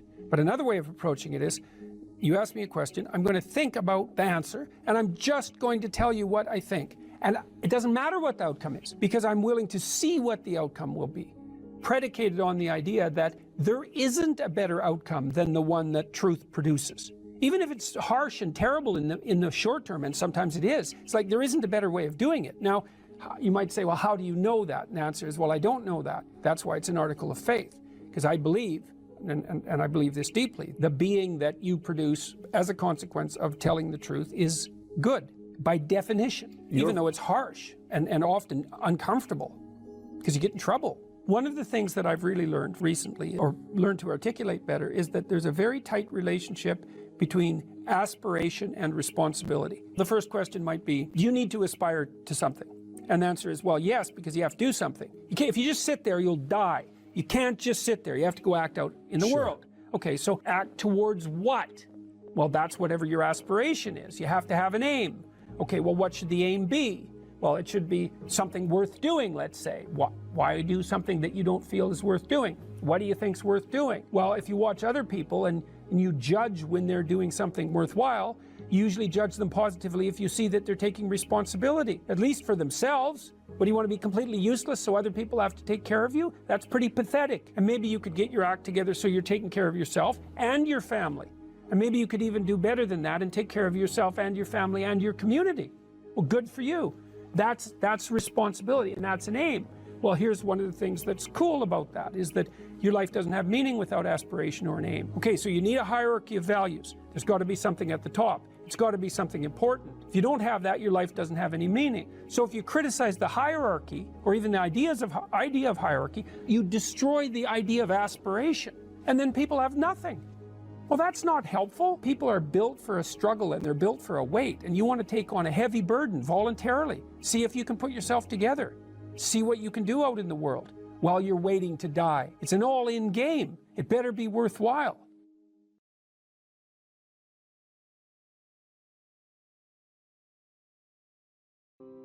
Well, one of the things that I think can be really useful, and this is also a skill that will serve you well for the rest of your life, is to start using a schedule. Like a Gmail calendar, and schedule in studying time, for example. Now, so I've got some thoughts about using a schedule. People often don't like schedules because it's like developing your own tyrant. You know, it's, okay, well, here's a whole bunch of things I have to do tomorrow. That's my schedule, and I better stick with it, or I'm a bad person, I'm a failure. And that's not the right way to go about it, the scheduling. What you want to do with the schedule is design the day that you would like to have. Now, some of that's going to involve responsibilities that you have to live up to, or your life will get worse. Right? So, but I would say, if you're trying to start learning how to manage your school stress, is like schedule in 10 minutes of homework. Maybe before you go to school in the morning, if you can get up. You probably can't, because teenagers have a hard time getting up in the morning. But start with 10 minutes. See if you can train yourself to sit down for 10 minutes after dinner, some regular time, and do 10 minutes of homework. And that's it. Put that in there as a goal. And then maybe if you've done your 10 minutes of homework, you can schedule in, I don't know, 15 minutes of playing a video game if you want, some sort of reward. But start figuring out how to organize your day so that you get to do the things that you want to do, and you do some of the things that you have to do in a manner that you think you could actually do, in a manner that would be sustainable across time. And that, like, the part of your brain that makes you anxious is really unhappy if you don't have a plan. And so one of the fastest ways to start to deal with too much negative emotion, too much stress-related negative emotion, is to make a plan and to make it concrete. And so I would say, and a schedule is an unbelievably useful way of doing that. And you think, in my mind, well, in your mind, well, why am I filling out this calendar for the week? Well, so I know what I'm doing, so that I'm not anxious, so that I'm doing things I want to do, so I have something to look forward to, and so that I'm doing things that I have to do, so that my life doesn't go spiral downhill and make me more miserable and resentful and bitter. And so you can start to use a schedule as your friend, and like that'll take a year of practice to get good at. So if it doesn't work well in the first week, don't give up. Just keep doing it until you get yourself disciplined and they are able to stick more and more to your plans. And that will help you so much in your life, you just can't believe it. So what you want to do is chop up that overwhelming infinity into a set of manageable tasks. Mm-hmm. And you want to think, well, you know, some of those tasks might be like, well, maybe you could put some order into your room. You know, or maybe you could make your room a little bit more beautiful, or maybe you could think of one thing around the house that you could do that would actually be helpful, and you're doing that to improve your life. That's the point. You're not doing it because someone's shaking a stick at you and telling you that this is what you have to do if you're going to be a good person. That's not the point. And you also, with your schedule, you think, well, I'm going to design this schedule for someone I like. And that person that I'm designing the schedule for that I like is going to be me. And so it isn't the schedule of a slave master to a slave. It's a negotiated schedule that you arrange with yourself so that you can have a decent life. But it's a very powerful tool to have a calendar at your disposal. And if you can learn to use that young, just put a few things in it. Put in your classes, put in a few assignments, put in some things that you might want to do. Just start stupidly and badly, and you'll get good at it and assume you'll get good at it over about a year, and that'll change your life. Like if you learn to listen to people, if you decide that you're not going to say things that you know to be untrue, and if you learn how to schedule your time, your life will change for the better so much that you won't believe it, and that will keep happening more and more and more and more as you get older. So it's a great thing to start practicing if you could start practicing that when you're a teenager, and you get that under control by the time you're 18, you'll be absolutely deadly. You'll be so far ahead of other people who don't do any of that you won't believe it, and you'll just continue to accrue benefits as a consequence. Well, the thing is that, or one of the things is that, you are going to be putting up with other people's problems and troubles for the rest of your life. And what you want to do is live your life in a manner that makes all of that tolerable. And so I would say, with the scheduling and with the attempt to speak honestly, and with the development of goals that are valuable to you, you're going to be occupied enough with your own life and see enough of the quality of that life so that you'll be able to tolerate a fair bit of noise and stress coming at you from other directions. And I would also say that the more that you put yourself together in the manner that we've already discussed, the better other people will treat you, and the less unnecessary suffering and distress that you're going to encounter. And I would say, and I'll close with this, I would say to your viewers, don't underestimate the utility of getting your act together. Another thing you can do is, and this is like deciding that you're going to stop saying things that you know not to be true. The other thing is, you could decide to stop doing things that you notice make you weak. And it's a game that you're playing with yourself. It's like you're out with your friends, you do something maybe because you think it'll make you popular, and you notice that makes you feel kind of subordinate and weak, and think, aha, I shouldn't do that again. I don't know exactly what it is that I did wrong, but it made me feel weak. It made me feel like I was coming apart at the seams. It's not the thing I should repeat. So you try to do things that make you stronger. You try to say things that make your speech more true and accurate. You try to aim at things that you think are worth attaining, and you get yourself disciplined and in order, and that will do. There's nothing else you can do in your life that will be of more benefit to you and to other people simultaneously. And if you could start that when you're a kid, man, I tell you, you'll be so far ahead. You'll be so far ahead by the time you're 18 or 19 that it'll be like you're in a different universe.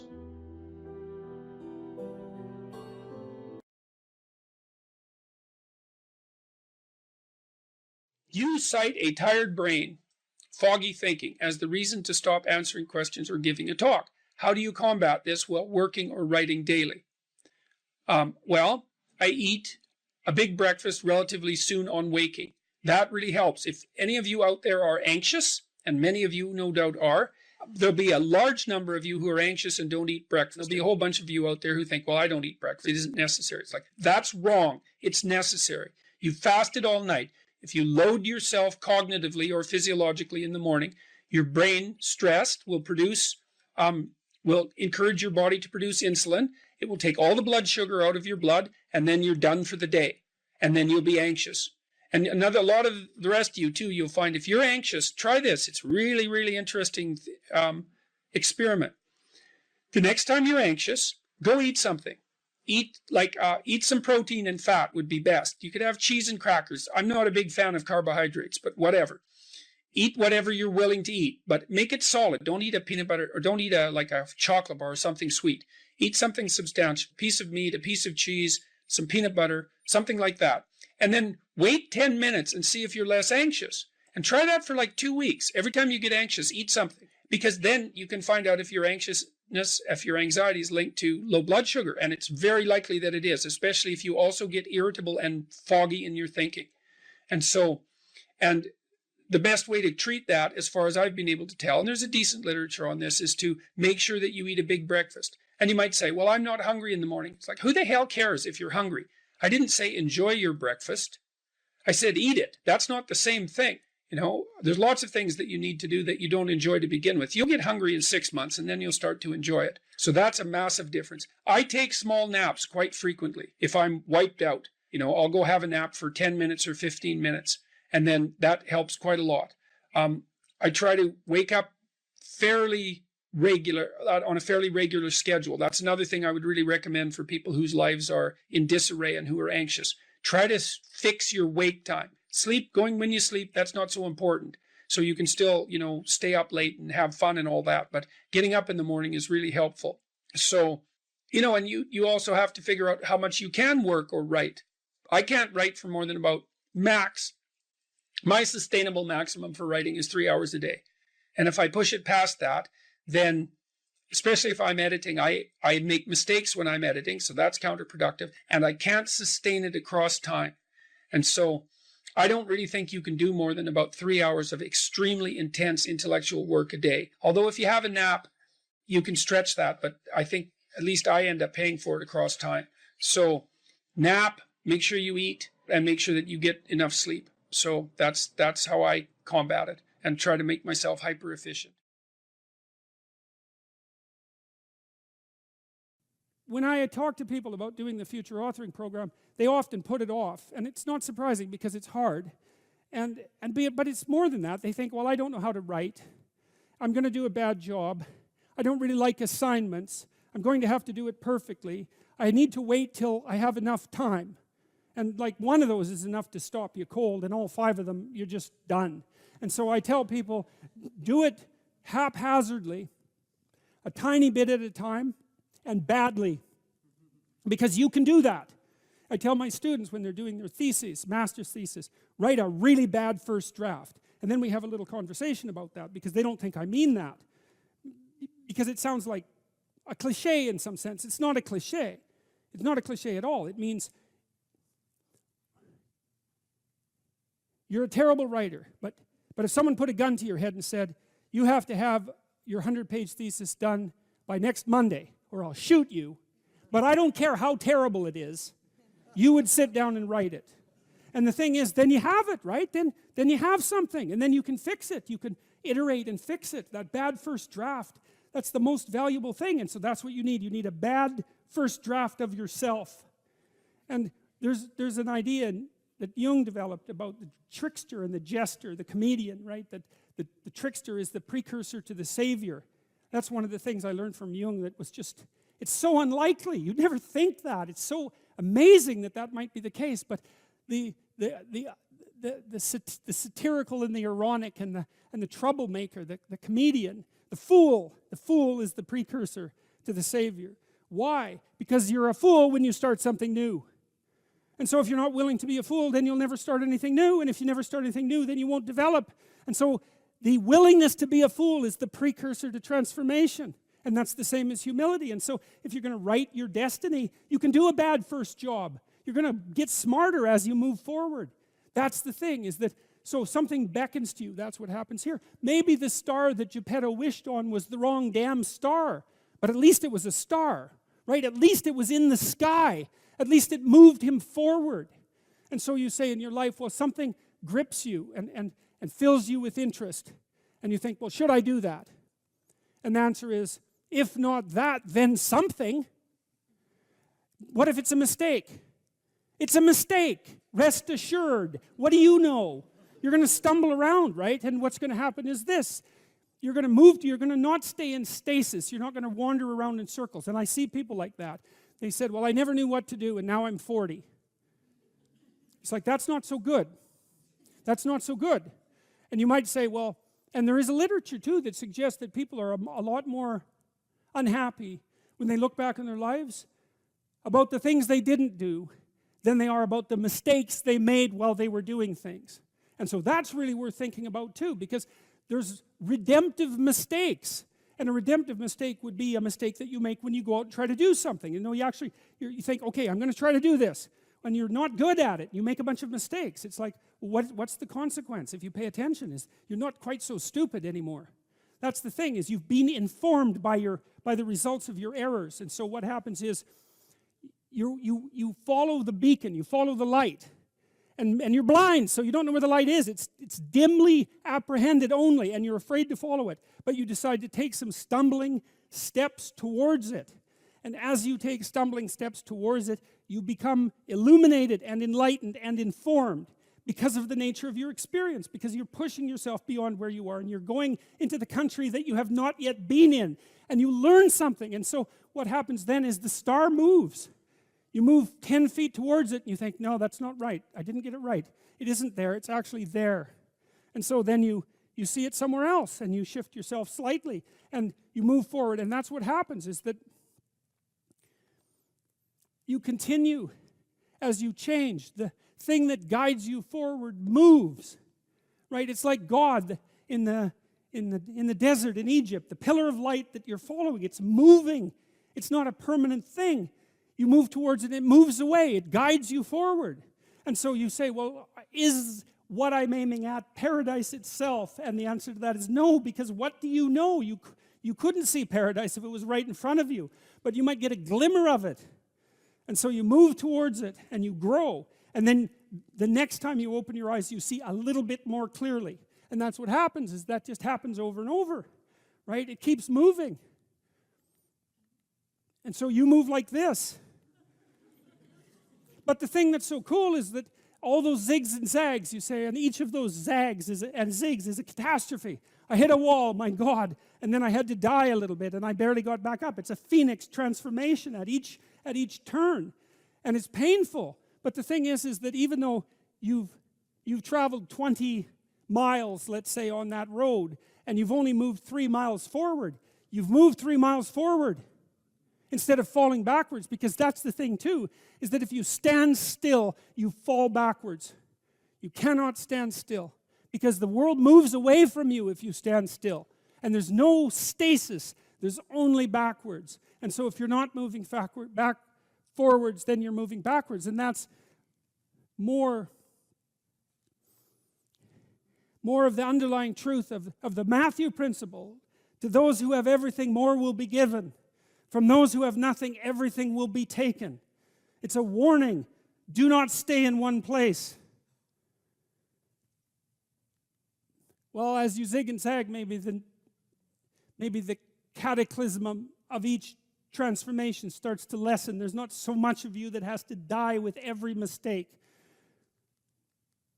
And maybe you end up oriented at least reasonably properly. And if you were sensible, that would have been your trip, but it wasn't, right? It's that, and perhaps it's a lot worse than that. Perhaps there's no shortage of backtracking, but it doesn't matter, because as you stumble forward, you illuminate and inform yourself. And perhaps that's partly because the world is made of information, and if you encounter it and tangle with it, then it informs you, and then you become informed, and then you're information, and then you're ready.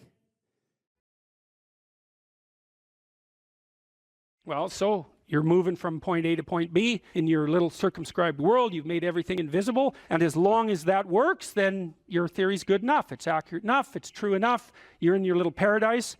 But if something comes up and objects, well, that's where your character is tested fundamentally. That's the character test. It's like, what do you do with messages of error?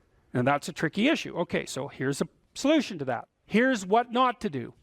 I am a bad person. I got to see I'm a bad person. I might as well just go jump off the bridge. It's like, no, that's not good, because what that means is that every time you try to learn something, you're going to make a mistake, because what do you know? So you're going to make mistakes. And if the rule is every time you make a mistake, you're going to go jump off the bridge, then that's not a useful problem-solving strategy. And so when you make a mistake, you don't get to beat yourself to death with a club. It's a bad strategy, and you'll have your internal tyrant in there who's perfectly happy about doing that. That's the, overactive superego that Freud talked about. Maybe it came to you via a parent who was too authoritarian, or a grandparent, or maybe it's just you because you're disagreeable and neurotic, and so you'll take or hyper-conscientious. You'll take yourself apart. Well, you've got a problem. Something has objected to you. Then the question is, well, what does that mean? Well, maybe you're not looking at the world right. Maybe your goals are wrong. Maybe you're not acting properly. It's okay. So the question that arises when an obstacle emerges is, which part of this structure needs attention? And the first answer can't be all of it, which is why when you're arguing with someone in an intimate relationship and you're angry at them and you want to win, which is a big mistake, you want to win, you say, well, this is what you're like. Here's another 10 examples of how you've done that in the past, and I can enumerate more of them if you'd like. And so that's actually what you're like, and I've tried fixing you and it didn't work, and so it looks like you're going to be like that up into the future, and you're basically saying to them, well, you're a bad person, and the only thing they can do is either collapse or punch you. And punching you is actually better than collapsing. You know what I mean? It's such a counterproductive way of arguing. You don't leave the person any out. And so maybe, well, they're civilized, so it doesn't get physical. Well, maybe that's good and maybe it isn't. But then they end up either really not happy with you in a way that they will manifest the first possible opportunity they get, or they have to go off in the corner and cringe. It's like, great, you won. It's like now your partner's either hates you or is cringing. It's great. That's a real good victory, man. Rack up about 100 victories like that and you'll be in divorce court and spending $250,000 while being miserable about it. Yeah. So anyway, so something objects to you and you think, okay, well, I need to take myself apart, right? Because there's a piece that's broken somewhere, and then you might think, well, let's assume it's a little piece to begin with. That's the right mechanism. It's like, okay, you got a C-. That doesn't prove that you're stupid. Now, it implies that you might be stupid, but it doesn't, right, really, it does, and that's why you don't want to look at it. Maybe it implies that you're lazy, or implies that you're ignorant, or like it implies all sorts of terrible. Might imply that you're a bad person even. But you don't want to leap to that, and that's sort of the proclamation of innocence before guilt. Assume that you're the least amount of reprehensible and ignorant possible. And so then you look at the micro routines. It's okay, well, I got a C- in this course. Maybe I should study for that course 15 minutes more a day for the next 3 months. And then you ask yourself, do you think you could do that? No, I'm too useless. Okay, how about 15 minutes every second day? You think you could do that? You put it in your schedule, like 15 minutes every second day in the morning. And that's, well, you think, well, what's wrong with me? Well, I'm not very good at managing my study schedule. That's not quite down here at the behavioral level, but it's pretty close, because what you can take an action. You can open up your schedule and you can say, well, I'll mark 15 minutes aside. Then you can practice doing that. It's pretty low level in the hierarchy. It means, well, you're still not a horrible person. You just got to polish up your work ethic. And so what you want to do is it's like the old adage, you got to stand up for yourself, but you don't want to make unnecessary enemies. That's a really good thing to know. It's like, shut the hell up most of the time, but now and then you don't shut up because it's time to say something. You don't want to make unnecessary enemies, though. Well, you don't want to take yourself apart any more than is absolutely necessary.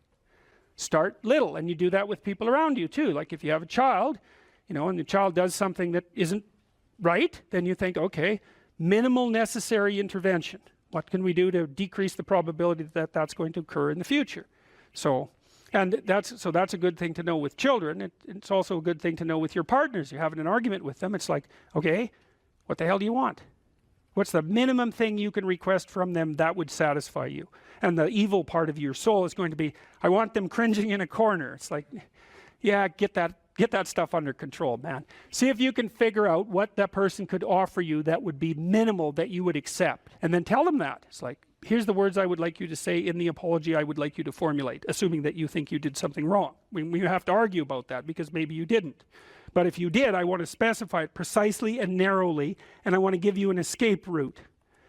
And you might only be able to do it badly because you're still mad. So you apologize half-heartedly. It's like you get a pat on the head for that.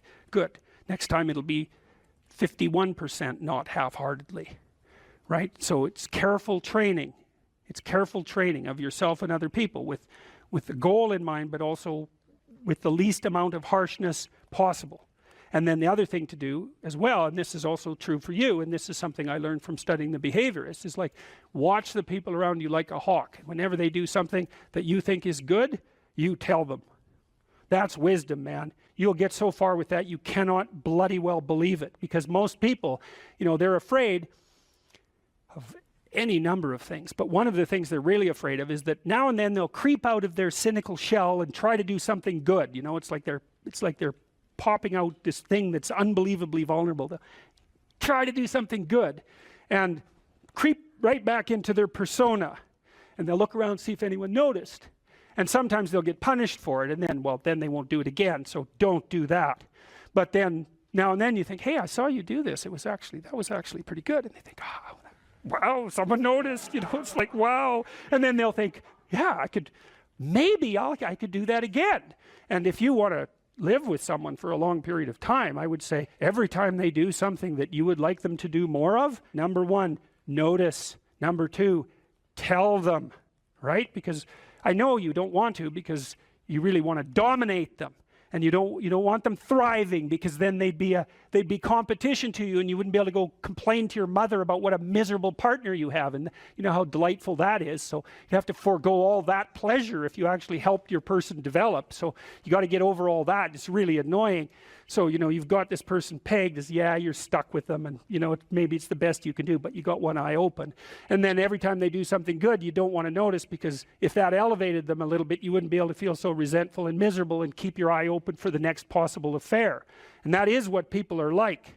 That is what people are like, and that's what you're like too. That's what people are like. So you got to decide if that's what you want, or you want to help the person that you're with grow, you know. Now it's dangerous, because they might outshine you. Well, good. Then you have someone to compare yourself to. That'd be a good deal. It's really rough with kids, you know, because parents will stop their children from succeeding beyond them. They get jealous, and then they'll put them down, and then they have kids that do not like them, and they'll pay for it.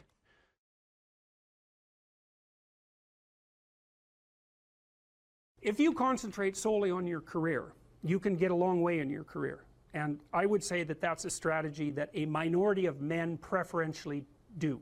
That's all they do. They work like 70, 80 hours a week. They go flat out on their career. They're staking everything on the small probability of exceptional status in a narrow domain. But it's hard on them. They don't have a life. It's very difficult for them to have a family. They don't know how to take any leisure activity. Like, they get very one-dimensional. Now, it may be that that unidimensionality is the price you have to pay to be exceptional at one thing, right? Because if you're going to be something like a genius level mathematician, and you want to do that for, or a scientist, say, it's like you're in your lab all the time, you're working 70 hours a week or 80 hours a week, you're smart, you're dedicated, you're unidimensional, and that's how you get to beat all the other people who are doing that. It's the only way. But the problem is, you don't get a life. Now, if you love being a scientist and you have that kind of focus of mind, well, first of all, you're a rare person, and second, you're going to pay for it. But fine, more power to you. But it's a risky business to do that. You sacrifice a lot for it, you know. And I would say most often, if you're speaking about having a healthy life, that isn't what you do. You spread yourself out more. So, you know, you have a family. You have some things that you do outside of work that are meaningful to you and useful. You have a network of friends. Well, those 3 things alone, or 4 things alone, are plenty to keep you well oriented. And then if one of those things collapses, you know, everything doesn't go. Now, the price you pay for that is, the more you strive to optimize that balance, the less likely you are to be fantastically successful at any single one of them. But you might have a very, you know, if you consider your life as a whole, that might be a winning strategy. One of the things Carl Jung said, I really liked this. He thought that men went after perfection and women went after wholeness. There's something different at the top of the value hierarchy. So perfection would be stake it all on one thing and look for radical success. Not that all men do that, because they don't, but we're talking about extremes. At least with regards to the men that do that. The wholeness idea is more like, well, it's like I want one thing in my life to be 150%, or I want 5 things in my life to be 80%. Well, there's a lot more richness in a life where you have 5 things operating at 80%, but you're not operating at any of them at 150%.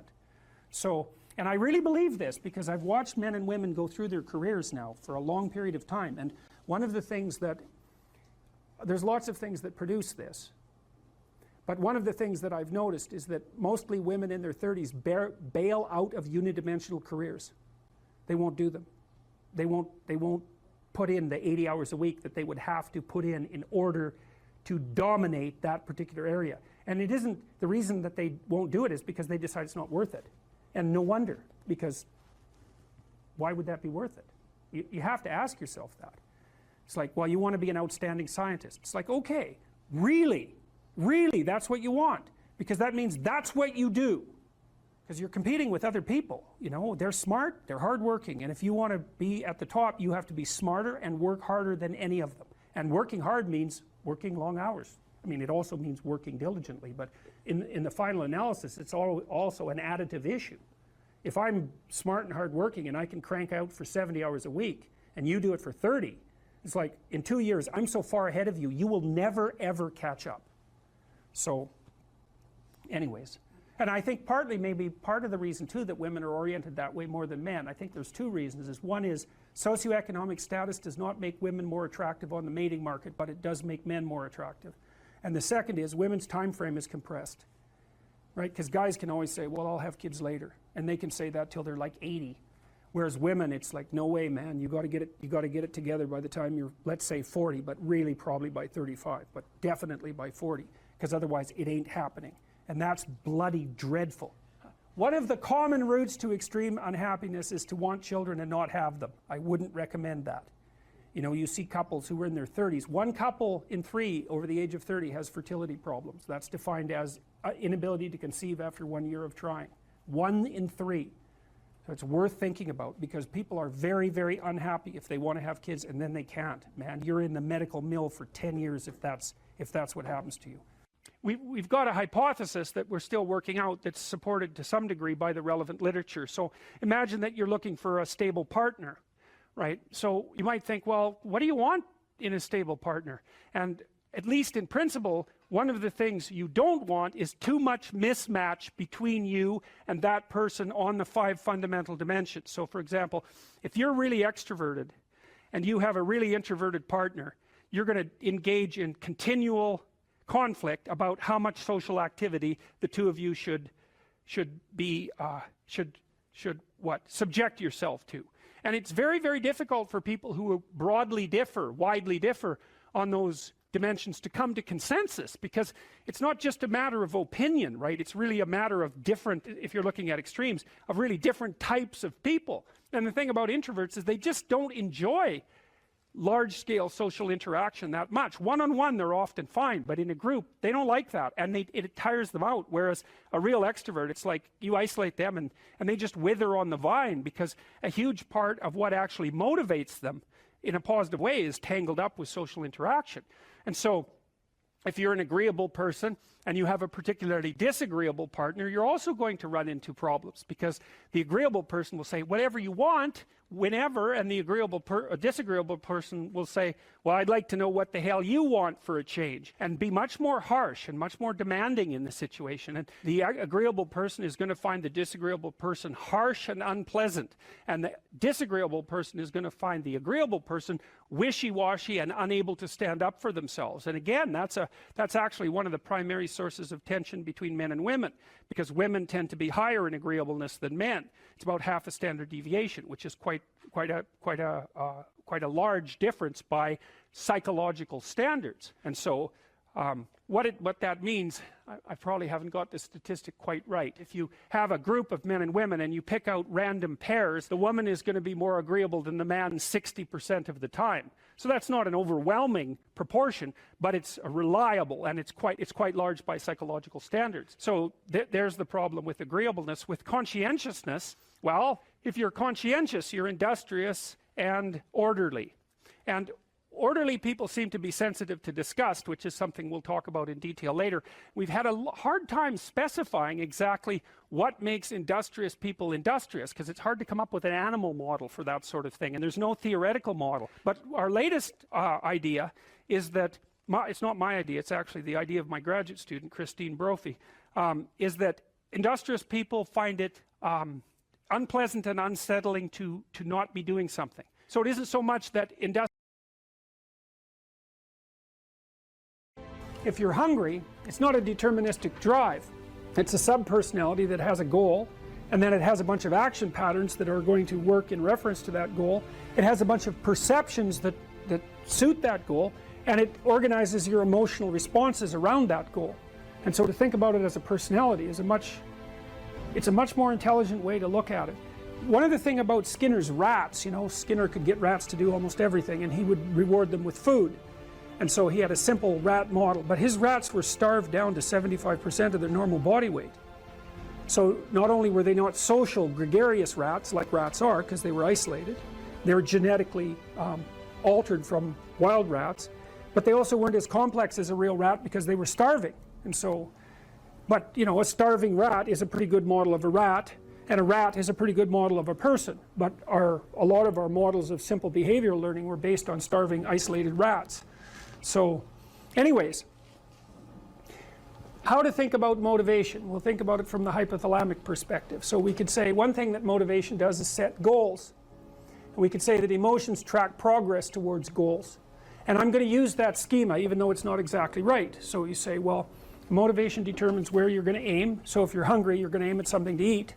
And then that will organize your perceptions so that you zero out everything that isn't relevant to that task, which is almost everything.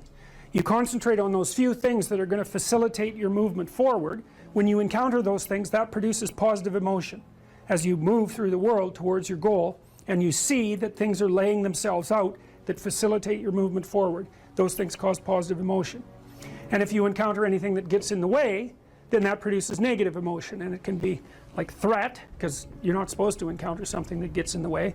It can be anger, so that you move it away. It can be frustration, disappointment, grief. Those would, if you had a response that serious to an obstacle, it would probably punish the little motivated frame right out of existence. You know, so you walk downstairs and, I don't know, the contracting company has set a wrecking ball through your kitchen. It's like, that's going to be disappointing. You're not going to keep eating the peanut butter sandwich in the rubble. That little frame is going to get punished out of existence, and some new goal is going to pop up in its stead. And you know, one of the things we're going to try to sort out is how do you decide when you've encountered an obstacle that's so big that you should just quit and go do something else, because that's not obvious. You know, and you can get into counterproductive persistence pretty easily. So we don't know how people solve that problem. It's a really complicated one. So anyways, we're going to work on that scenario. Your hypothalamus pops up micro goals that are directly relevant to biological survival. That produces a frame of reference. So it's not a goal, it's not a drive, and it's not a collection of behaviors. It's a little personality. And the personality has a viewpoint, it has thoughts that go along with it, it has perceptions, it has action tendencies, all of that. You can see this in addiction, most particularly. So one of the things that you find often with people who are alcoholic is they lie all the time. And that's because when they've built a little alcohol dependent personality inside of themselves, or a big one, maybe it's 90% of their personality, and one of the things that consists of is all the rationalizations that they've used over the years to justify their addiction to themselves and to other people. And so the addiction has a personality, you know, and so when the person is off, or maybe they're addicted to meth or something like that, where, you know, the addiction is more, it's more short-term powerful, than I would say, than an alcohol addiction. They'll say anything, and the words are just tools used to get towards the goal. And if they happen to be deceptive, whatever, it doesn't matter. They're just practical tools to get towards the goal. And then when you get towards the goal and you take a nice shot of meth or something like that, you reinforce all those rationales that you used to get the drug, and then the next time you're even a better deceiver and liar. So, okay, so we're going to say motivations, one way of thinking about it is they set goals, but it's not the right way of thinking about it. They produce a whole framework of interpretation. And so we're going to think about that framework of interpretation. And then emotions emerge inside of that. So that's it. So the world is framed, motivation set goals. You could say the world has to be framed. So motivation sets that frame, goals, emotions, perceptions, and actions. And then actions track progress. So positive emotion says you're moving forward properly towards your goal. And if you encounter something you don't expect, you stop. That's anxiety. It's like, oh, we're not where we thought we were. And so we don't know what to do, so we should stop, because we don't know where we are or what we're doing. Stop, frozen. And then the more powerful negative emotions like pain, they might make you get out of there. So Emotions: forward, stop, reverse. That's your emotions within that motivated frame. So, and that's another example of how your mind is embedded in your body. Your emotions are like they're offshoots of action tendencies. That's the right way to think about it, because action is everything fundamentally. So what are some basic motivations? Most of these are regulated by the hypothalamus, by the way, and that tells you just how important a control system it is. The other thing that's useful to know about the hypothalamus is that it has projections going up from it that are like tree trunks, and inhibitory projections coming down that are like grapevines. So you can kind of control your hypothalamus as long as it's not on too much, but if it's on in any serious way, it's like it wins. So partly what you do to stop yourself from falling under the dominion of your hypothalamus is to never ever be anywhere where its action is necessary, right? You don't want to go into a biker bar because you might find yourself in a situation where panicked defensive aggression is immediately necessary. You probably don't want that. You don't want the panic, you don't want the terror, you don't want the frenzied fight, you don't want any of that. You don't want to have to run away in absolute panic. So you just don't go there. And a huge part of how we regulate our emotions is just by never going anywhere where we have to experience them. And so that has very little to do with internal inhibitory control and everything to do with staying where you belong. So, okay. So, basic motivations: hunger, thirst, pain. Pain is not regulated by the hypothalamus. That's a different circuit. Anger / aggression, thermoregulation, panic and escape, affiliation and care, sexual desire, exploration, play. And you can kind of break those in, into the classic Darwinian categories too, and say, well, there's a set of motivations that go along with self-maintenance. That'd be your survival. Ingestive and defensive. See, I've sort of coded them there. So the self-maintenance, there's an ingestive set of basic motivations that go with self-maintenance. You say that's hunger, thirst. There's a set of defensive motivations: pain, anger, thermoregulation, panic and escape. And then there's motivations that are associated with reproduction: affiliation, care, and sexual desire. And then I put exploration and play sort of outside of that. I would say because those two things serve both of these approximately equally. You know, if you take people, and I've told you this, and you expose them voluntarily to things that they are avoiding and are afraid of, you know, that they know they need to overcome in order to meet their goals, their self-defined goals. If you can teach people to stand up in the face of the things they're afraid of, they get stronger. And you don't know what the upper limits to that are, because you might ask yourself, like, if for 10 years, if you didn't avoid doing what you knew you needed to do, by your own definitions, right, within the value structure that you've created, to the degree that you've done that, what would you be like? Well, you know, there are remarkable people who come into the world from time to time, and there are people who do find out over decades-long periods what they could be like if they were who they were, if they spoke their being forward. And they get stronger and stronger and stronger, and we don't know the limits to that. We do not know the limits to that. And so you could say, well, in part, perhaps the reason that you're suffering unbearably can be left at your feet, because you're not everything you could be, and you know it. And of course, that's a terrible thing to admit, and it's a terrible thing to consider, but there's real promise in it, right? Because it means that perhaps there's another way that you could look at the world, and another way that you could act in the world. So what it would reflect back to you would be much better than what it reflects back to you now. And then the second part of that is, well, imagine that many people did that, because we've done a lot as human beings. We've done a lot of remarkable things. And I've told you already, I think before, that today, for example, about 250,000 people will be lifted out of abject poverty, and about 300,000 people attached to the electrical power grid. We're lifting people out of poverty collectively at a faster rate that's ever occurred in the history of humankind by a huge margin. And that's been going on unbelievably quickly since the year 2000. The UN had planned to have poverty between 2000 and 2015, and it was accomplished by 2013. So there's inequality developing in many places, and you hear lots of political agitation about that. But overall, the tide is lifting everyone up, and that's a great thing. We have no idea how fast we can multiply that if people got their act together and really aimed at it. Because, you know, my experience is with people that we're probably running at about 51% of our capacity. I mean, you can think about this yourselves. I often ask undergraduates, how many hours a day you waste or how many hours a week you waste. And the classic answer is something like 4 to 6 hours a day. You know, inefficient studying, watching things on YouTube that not only do you not want to watch, that you don't even care about, that make you feel horrible about watching after you're done. That's probably 4 hours right there. You know, you think, well, that's 25 hours a week, it's 100 hours a month, that's 2.5 full work weeks, it's half a year of work weeks per year. And if your time is worth $20 an hour, which is a radical underestimate, it's probably more like 50 if you think about it in terms of deferred wages. If you're wasting 20 hours a week, you're wasting $50,000 a year. And you are doing that right now. And it's because you're young, wasting $50,000 a year is a way bigger catastrophe than it would be for me to waste it, because I'm not going to last nearly as long.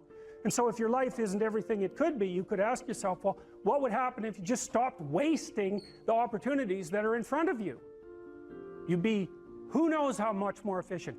10 times more efficient, 20 times more efficient. That's the Pareto distribution. You have no idea how efficient people get. It's completely, it's off the charts. Well, and if we all got our act together collectively and stopped making things worse, because that's another thing people do all the time. Not only do they not do what they should to make things better, they actively attempt to make things worse because they're spiteful or resentful or arrogant or deceitful or homicidal or genocidal, or all of those things all bundled together in an absolutely pathological package. If people stopped really, really trying just to make things worse, we have no idea how much better they would get just because of that. So there's this weird dynamic that's part of the existential system of ideas between human vulnerability, social judgment, both of which are major causes of suffering, and the failure of individuals to adopt the responsibility that they know they should adopt. And that's the thing that's interesting too, is that, and like another thing I've often asked my undergraduate classes is, you know, there's this idea that people have a conscience. And you know what the conscience is. It's this feeling or voice you have in your head just before you do something that you know is stupid, telling you that probably you shouldn't do that stupid thing. You don't have to listen to it, strangely enough. But you go ahead and do it anyways, and then, of course, exactly what the conscience told you was going to happen inevitably happens, so that you feel even stupider about it than you would if it happened by accident. Because you know, I knew this was going to happen, I got a warning it was going to happen, and I went and did it anyways. And the funny thing, too, is that conscience operates within people, and we really don't understand what the hell that is. So you might say, well, what would happen if you abided by your conscience for 5 years or for 10 years? What sort of position might you be in? What sort of family might you have? What sort of relationship might you be able to forge? And you can be bloody sure that a relationship that's forged on the basis of who you actually are is going to be a lot stronger and more welcome than one that's forged on the basis of who you aren't.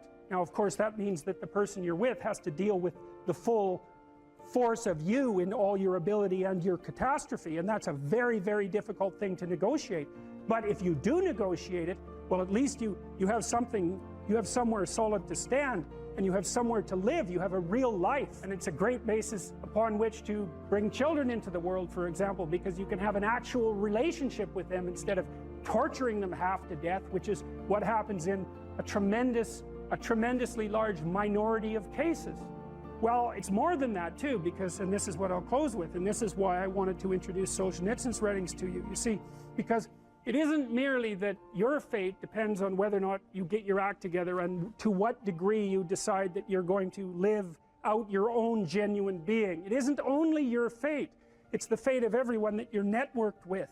And so, you know, you think, well, there's 9 billion, 7 billion people in the world. We're going to peak at about 9 billion, by the way, and then it'll decline rapidly. But 7 billion people in the world, and who are you? You're just one little dust mote among that 7 billion. And so it really doesn't matter what you do or don't do, but that's simply not the case.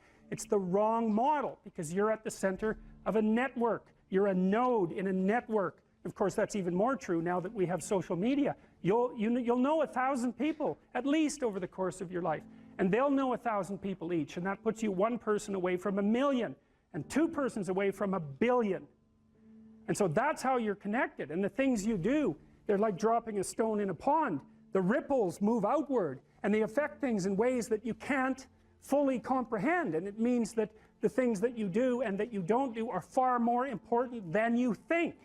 And so if you act that way, of course, the terror of realizing that is that it actually starts to matter what you do. And you might say, well, that's better than living a meaningless existence. It's better for it to matter. But I mean, if you really asked yourself, would you be so sure if you had the choice? I can live with no responsibility whatsoever. The price I pay is that nothing matters. Or I can reverse it and everything matters.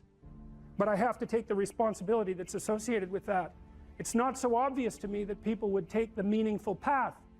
Now when you say, well, nihilists suffer dreadfully because there's no meaning in their life and they still suffer, yeah, but the advantage is they have no responsibility.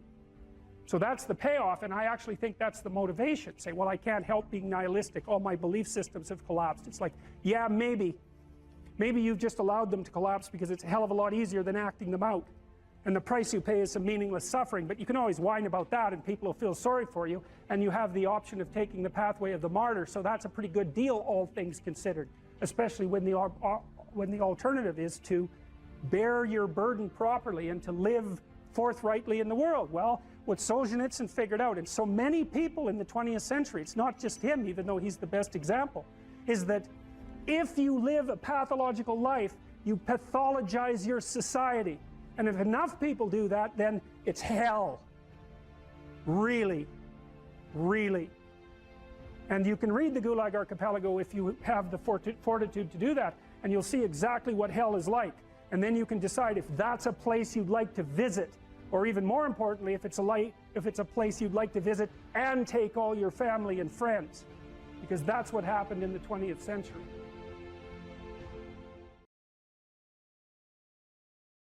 What happens to you as you stroll merrily on your way through life? Well, what happens is that as you're moving from point A to point B, you encounter things. And people think that what they encounter are objects, but that's not the case. First of all, most of the things that you encounter, many of the things are actually other people, and they're not objects. They're too damn complex. And even apart from the social world, the things that you encounter aren't objects. They seem to be something more like tools or obstacles.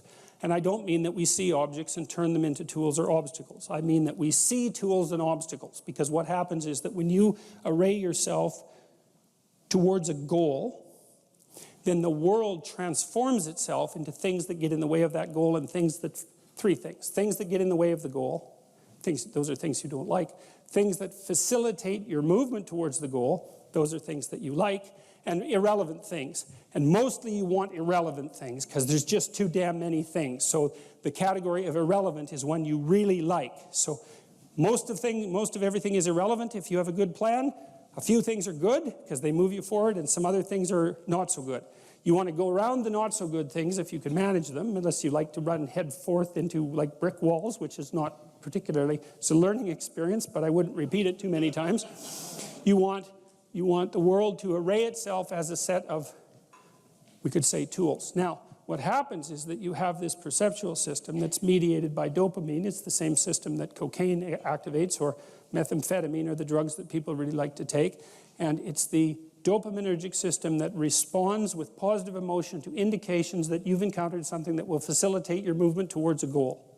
And that's really important to know, because people tend to think that they're happy because they achieve goals, and that's not true. What's true, because as soon as you achieve a goal, then you have a problem, which is what's the next goal. And that's actually a big problem. You encounter that as soon as you graduate from university, for example. That's right. I made this joke before. Graduation day, you're like king of the university hierarchy, undergraduate hierarchy. Day after, you're unemployed potential Starbucks employee, right? So it's like, so obviously the accomplishment per se as a source of reward is problematic, because when you accomplish, you run the frame to its end, and then you have the problem of needing a new frame. So that's a problem. But if what you're encountering instead are things that will move you along your way, it's like, hey, that's great, and that's where you get your positive motivation. And so that's really that's so much worth thinking about. You can think about that for a year, and that wouldn't even be enough to think about it, because here's what it means. It means, in some sense, that the Buddhists are right with their claim about Maya, M-A-Y-A, which means that people live in an illusion. And what they mean by that is, well, you have goal, whatever your goal is, and that goal gives relevance to the world. And you could change the relevance of the world in a snap. just by changing your goal. You can do that. And so then you think, well, it's sort of an illusion because you can just change it. Now, you don't want to push that line of argumentation too far, because even if the specific point can be changed, the fact that you're in one of these frames cannot be changed. And so you have to be in a frame, although you get to pick the frame. So there's still an absolute there, which is that you have to be in a frame, and that is not a trivial absolute. It's a very major absolute. So then you think, okay, all of your positive emotion is going to be experienced in relationship to the goal. Well, then we think, well, you could use some positive emotion. It's a good thing. Positive emotion inhibits anxiety and disappointment and frustration and pain. It does all that. Technically, it does that. That's why a football player with a broken thumb who wants to score a touchdown can go out there and, you know, play the football game, even though it's a kind of an arbitrary goal, right? It's like, really, you're going to go out there and like risk your hand to fire a pigskin through some poles? It's like, well, you can say the same sort of cynical thing about most of the things that people do, but you can't say the cynical thing about the fact that they have to do things. So you have a point, you have your aim, you have your ambition, and then that's what turns the world into a potentially positive place. And here's the kicker. This is so cool. The higher the aim, the more the positive emotion. So that's you think, well, why should I bother? You know, why should I bother doing something lofty and difficult? It's like, because it's worth it. That's why. Because the alternative is stupid suffering. Because really, because what happens is, like, you don't need a framework in order to suffer. You can just lay there day after day and suffer, right? That's easy. So that's the default condition. If you don't have a lofty ambition, then you suffer miserably. And the reason for that is life is really complex, short, finite, full of suffering, and beyond you. And so you can just lay there and think about that, and it's horrible. And so that's not helpful. It's just not useful. And so, you know, people often say life is meaningless. It's like, no, it's not. That's wrong. Because if it was meaningless, that'd be easy. You could just sit there and do nothing, and it wouldn't matter, right? It'd be like you were like a lobotomized sheep. It's just irrelevant. But that isn't what happens. When people say that life has no meaning, that isn't what they mean. What they mean is, I'm suffering stupidly and intensely, and I don't know what to do about it. Well, the suffering is meaningful. It's just not the kind of meaning you want. So how do you get out of that? You adopt, you note the baseline of suffering, which is very, very, very, very high. And then you say to yourself, okay, I need to do something that justifies that. And that's not so easy, because the baseline for suffering is high. If you're going to make something of yourself, let's say, so that it's worthwhile to exist in the world, then you have to aim at something that's so well structured that you can say, yeah, earthquakes, cancer, death of my family, dissolution of my goals, ultimate futility of life, and the heat death of the universe. Hey, it doesn't matter, it's worth it. The internal problem is, how do you deal with tragedy and malevolence? And you can say, well, I'm not prepared. It's like, yeah, fair enough. Unsurprising, especially if you were overprotected as a child. It's not a good idea to overprotect your kids, because the snakes are going to come into the garden no matter what you do. And so then you, instead of trying to keep the damn snakes away, what you do is you arm your child with something that can help them chop them into pieces and make the world out of them. So that the trick for human thriving in the face of suffering and malevolence is strength, not protection. It's a completely different idea. We also know this clinically. We know, for example, that if you treat people with exposure therapy for agoraphobia, which is, roughly speaking, the fear of chaos, I would say, the fear of everything, you don't make them less afraid. You make them braver. It's not the same thing. Because with an agoraphobic, see, what happens to them is the fall. They never conceptualize death and suffering. They're naive. Right? It never enters the theater of their imagination, and it's because they're protected from it. But then something happens. This often happens to women in their 40s, because they're the people most likely to develop agoraphobia. Something happens. They've been protected from chaos by authority their entire life. So Maybe they had an overprotective father, and then they went to an overprotective boyfriend, and then they went to an overprotective husband. And maybe they were willing to be subjugated to all three of those because of the protection, right? So that's the bargain. They stay weak and dependent, and maybe they have to because that's the only way they can appeal to the person who's hyperprotective. But the price they pay for that is that they're not sufficiently competent. And then something happens in their life, often in their 40s, they develop heart palpitations, maybe as a consequence of menopause. Their heart starts to beat erratically, and they think, oh no, death. It's like, well, who are you going to talk to about that, right? There's no protection from authority for that. Or maybe their friend gets divorced, or maybe their sister dies, or something like that. It brings up the specter of mortality, and maybe the specter of malevolence and mortality, and it brings it up in a way that authority, recourse to authority, cannot solve. And so then they have panic attacks. What happens? They go out, they get afraid, they feel their heart beating, then they get afraid of their heart beating because they think, oh no, I'm going to die, and they think, oh no, I'm going to die, and I'm going to make a fool of myself while I'm doing it and attract a lot of attention. So the two big fears come up: mortality and social judgment. And then they have a panic attack. It's like fight or flight's gone out of control. Very, very unpleasant. Then they start to avoid the places they've had a panic attack. Then they end up not being able to go anywhere. So then Tiamat has come back, right? A huge monster, a little victim. And so what do you do with them? Well, there's no saying, no, there's no Tiamat. That's done, right? Their naivety is over. They've had a direct contact with the threat of mortality and social judgment. They've met the terrible mother and they've met the terrible father. And there's no going back. There's no saying, oh, the world is safe. It's not safe. Not at all.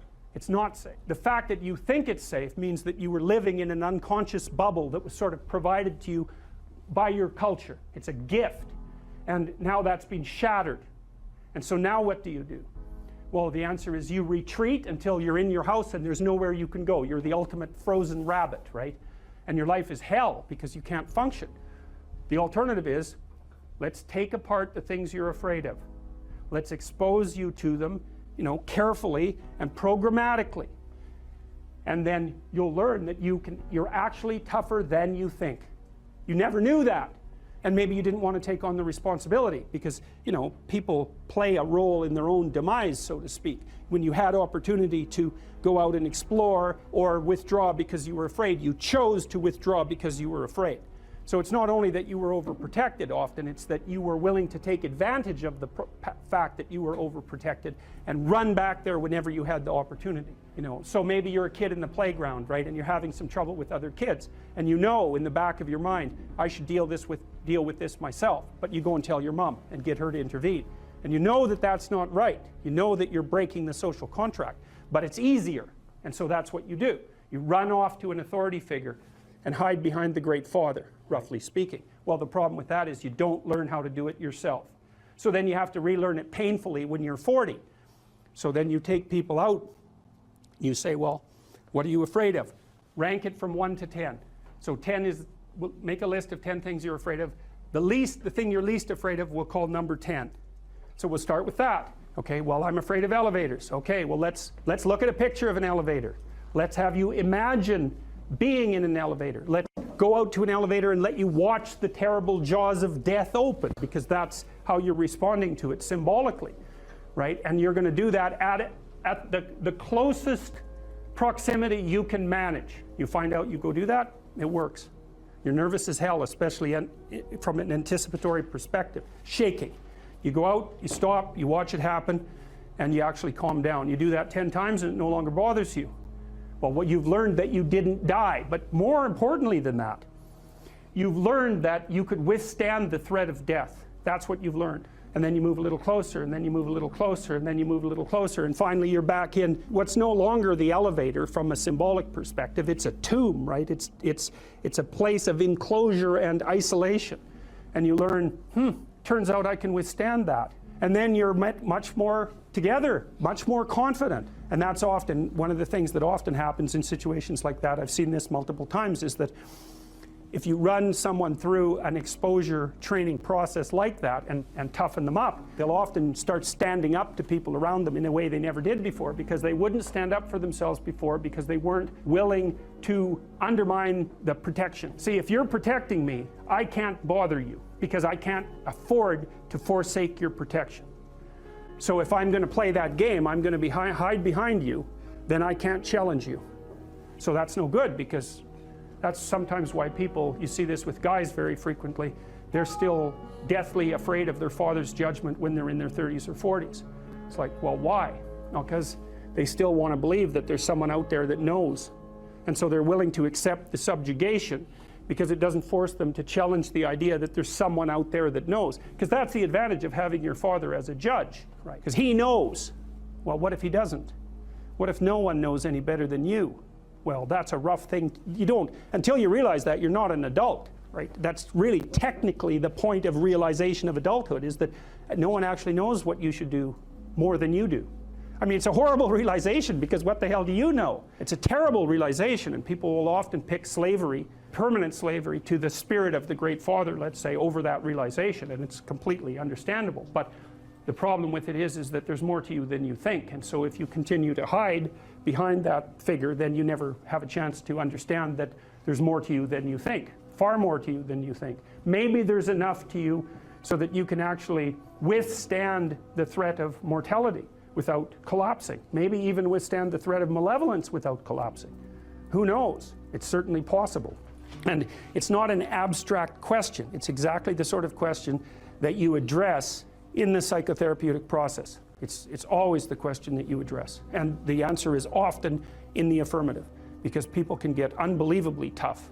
And you know that because people work in emergency wards in hospitals, right? Or they work in palliative care wards, or they work as mortuary assistants. I mean, these people have bloody rough jobs, you know, or they're on the front line of police investigation into, you know, heinous child abuse crimes, and so they're confronting malevolence on a regular basis. And, you know, those are very stressful jobs, but people do them.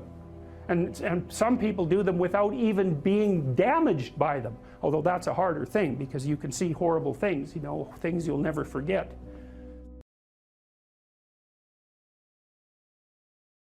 What steps should someone take to start developing delayed gratification when they constantly give in to instant gratification?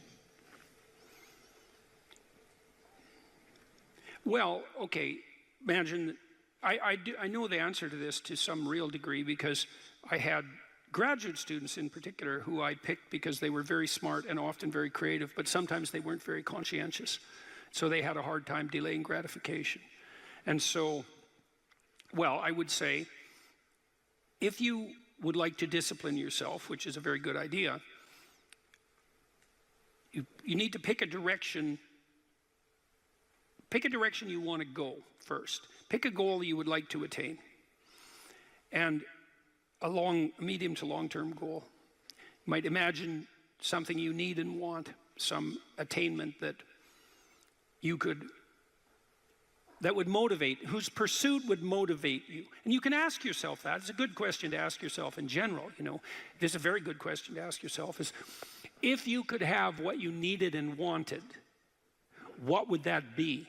And that's a meditative question. You don't want to force an answer out of yourself. You want to ask yourself that like you would ask someone else. If I could have what I wanted, what would that look like? And you can ask yourself that in a more differentiated way. If I could have the relationship that I needed and wanted, if I could have the friendships, if I could have the job or career, if I could have the educational pathway, if I could adopt civic responsibility in an optimized manner, if I could engage in some creative enterprise, if I took care of myself properly, if I regulated my susceptibility to temptations, what would that look like if it was optimized? And then that sets you up a goal that has some motivational force. This is worth doing. And then you might find, well, you don't do it anyways. And then I would say, well, that's because you're biting off more than you can chew.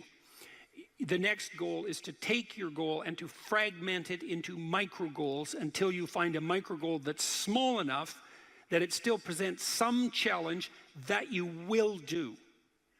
And so I've become, one of the things I'm known for, I suppose, is my advice to people to clean up their rooms. And the people who think I'm their enemy laugh about that rule. because of its simplicity, let's say. But the only reason they think it's simple is because they've never tried it. It's actually extremely difficult. And it was very frequently the case that, well, it's very difficult to put your room, your office, your bedroom in order. I mean, you think about your bedroom, hypothetically, let's say you're married, you share that room with someone else. Is your bedroom in order?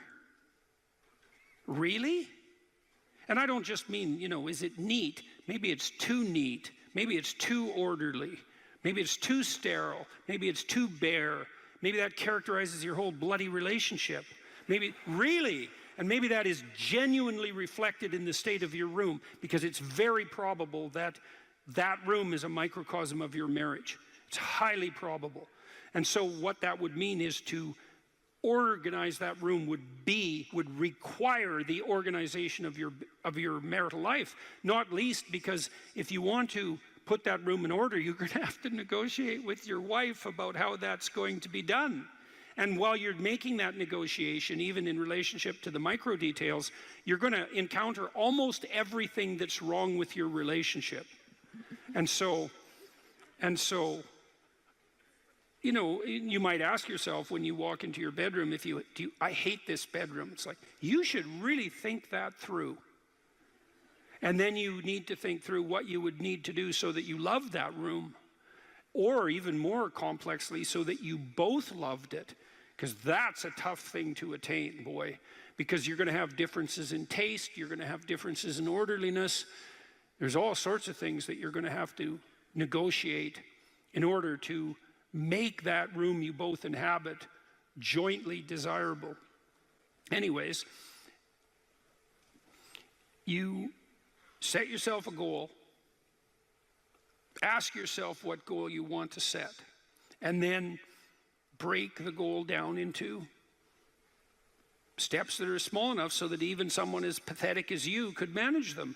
And that requires a tremendous humility. I know it was frequently the case, for example, with my clients, that I would do an analysis of their situation in life, and let's say, just for the sake of argument, that someone was 30, living at home, in the bedroom they grew up in high school, in a complete bloody state of disorder, both moral and practical. And one of the relatively simple steps that we might agree upon with regards to moving forward is the person might think, well, you know, I'm 30, I'm really immature, I haven't taken any responsibility for my life, my mother still makes my bed and cleans up after me. It's like, well, why don't you just start with that? You know, because you're not going to just fix your life. Why don't you just try to clean up your room like you're a mature 14-year-old instead of a dreadfully dismal 30-year-old. And so, first of all, it's really hard for someone, even if they're desperate, to admit that that's necessary, right? Because it's so bloody humiliating. I mean, really, I'm so damn useless that my basic goal is going to be to clean up my bedroom. It's like, well, looks like it. And actually, it's worse than that, because then you ask the person, you negotiate with the person, they say, well, I'll try to clean up my room. Then they come back the next week and they say, I had one client, this was so funny, he's going to vacuum his rug. That was his goal for the week. He just had a child out of wedlock, and he was afraid that he was going to be a very bad father, which was a very realistic fear. And so he wanted to put himself together, you know, and so that's why he came to see me. And he lived in this squalor, and one thing we decided to do was that he could vacuum the rug, which he hadn't done for like 12 years because his mother would do it. And so it was so funny, it's so unbelievably comical. He went and got the vacuum, a stand-up vacuum, an upright vacuum, and he brought it into his room, but he didn't bring it all the way in. He put it in the doorway, leaning like this across the doorway. And then instead of vacuuming his room, he stepped over that bloody vacuum cleaner for a whole week and then came and told me that he couldn't do it. It's like, it's not surprising to me at all, because you think, well, that's such a trivial thing. It's like, if it was such a trivial thing, he'd have a clean room. It's not trivial at all. That chaos in his immediate environment was deeply emblematic of the chaos of his life. They were the same thing. And so for him to even begin the process of bringing order to chaos, which is a divine process, by the way, and the highest moral requirement, he had to be willing to face the catastrophe, the chaotic catastrophe of his life. And he hadn't done that for like 30 years. Why was he going to start that week? Just because he said he was going to? It's like, good luck. So what you do as a therapist in that situation is you just make the task smaller until you find a task so small, but still moving forward, that the person will do. So I might have said, I don't remember the particulars of the situation, I might have said, well, do you think you can get that vacuum cleaner? Do you think you could move it out of the doorway into your room? That's all you have to do this week.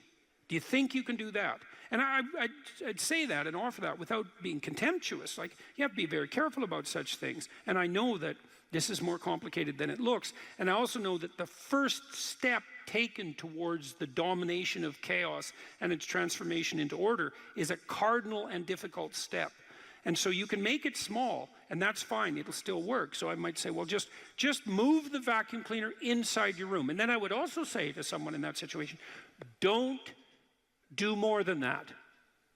If the agreement that you've made with me and with yourself is that that's enough, abide by the contract that you've written with yourself and allow yourself to be grateful for the fact that you had the courage to take even a single step forward. And don't push your bloody luck, because maybe you'll have a brief fit and vacuum the whole rug, and then you'll be so annoyed at how you've destabilized your entire life that you'll redouble your attempts to make a mess, and the place will be more like hell than ever for 2 months. It's very probable that that sort of thing will occur if you break the contract you've set with yourself. The upside of this is, because you think, oh my God, that's so dismal, I have to start that low. It's like, yeah, probably, especially if it's a real difficult thing you're trying to sort out. You have to start as low as you are useless, and that's low. So, but the upside is that progress accelerates, it's not linear, and so if you take once you take the first step, the probability that you'll take a slightly larger second step increases, and that increases non-linearly. And so once you get the ball rolling, so to speak, once you start pushing the rock uphill, you can do it faster and faster. And so even if you have to start in a very humiliating manner, that doesn't mean that's where you'll end. One of the things that Tammy and I learned to do, and this was a consequence of me being trained as a behavior therapist, is, you know, we'll just take an example that maybe I was trying to learn how to compliment her when she dressed nicely. And maybe the fact that I wasn't good at that was manifest in the fact that she'd put some effort into her dress, and then I wouldn't respond in the appropriate manner, and that would dishearten her. And I don't particularly remember that exactly happening, but it'll be a perfectly reasonable example. And so then she would be displeased. And then the question would be, well, is she displeased because I'm too stupid to offer a proper compliment, or is she displeased because she's so needy and lacking confidence that she needs a compliment that would go beyond the ordinary? And the answer is, what the hell do we know? Could be one or the other or both. And so what's a possible solution to that? And one possible solution would be, okay, if you do put some effort into your appearance, or I do, we could reverse the situation, but if you put some effort into your appearance, and you would like to hear from me exactly the words that would reward you for doing that and provide you with the confidence to attempt it again in the future, what would those words be? You look good without a beard, dear. Thank you. You're welcome. Yeah. Very funny. Very funny. And so, and then you can say, well, if you tell me those words, I will repeat them back to you. And then the person who needs the words might object, well, that's false, it's superficial, it's artificial, it's not spontaneous. And if you really loved me, I wouldn't have to tell you what to say. It's like, well, all of that's wrong. It's like, just because I love you doesn't mean I'm not stupid. And so, in fact, I love you might even be evidence that I am, in fact, stupid. So like, help me out here. I don't know what you want, and maybe you could just tell me, and then I'll tell you what you want, and I'll do it stupidly and badly. But I'll be slightly better at it the next time, and maybe if you let me practice 50 times stupidly and badly, I'll get reasonably good at it, and then that's something that we'll be both good at for the rest of our lives. And that's something worth knowing. You know, if you imagine you're upset with your partner because they haven't delivered something to you, whatever it is that you want, and then there's two questions that arises, right? Are you just like immature and greedy and self-centered, or are they useless and incapable of delivering? And neither of you know, and you have to sort that out. And then you also, as the injured party, let's say, might regard it as a moral necessity on your part to indicate to your partner exactly what you want, is to tell them. Like, it looks to me like if you did this or said this, then that would satisfy me. And then you might say, well, is that reasonable? Do you feel that it would be reasonable for you to offer that? Would you be willing to offer that? Am I pushing you too far? Those are all things that have to be sorted out. And then you can practice that, and you can practice that with the resolution of every dispute that emerges. If you're willing to take to yourself the responsibility of communicating to your partner your conditions for satisfaction, it means you have to admit them to yourself too, which is also very difficult. And then you can help your partner take stupid incremental steps forward, you know, in the direction that you'd like to see expand, and then you can get better at that. And it's unbelievably useful. You can get better at how you have dinner together, or breakfast or lunch. Those things repeat every day, so they're very important. You can get better at how you greet each other when you come home. You can get better at the routine that you fall into, let's say, when you go to bed at night or when you wake up in the morning. All these things that repeat, you know, because that's your life, the things that repeat. You can conceptualize how you might like them to be ordered if they were undertaken in an optimal manner, and you can start incrementally moving forward to that. And you can do that by communicating what you need and want, and by carefully rewarding your partner for taking the appropriate incremental steps forward. And so if you're trying to discipline yourself, you make a goal, you break it down into micro goals, and you implement the micro goals and reward yourself for doing so. And if you do that reliably and you make that a practice, that you'll become more disciplined across time, and you'll move towards the fulfillment of your goals. And that's practically how that's the practical guide for success on that front.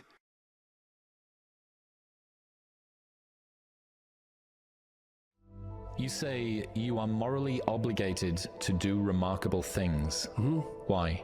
Well, I think partly because life is so difficult and challenging that unless you give it everything you have, the chances are very high that it will embitter you, and then you'll be a force for darkness and not good.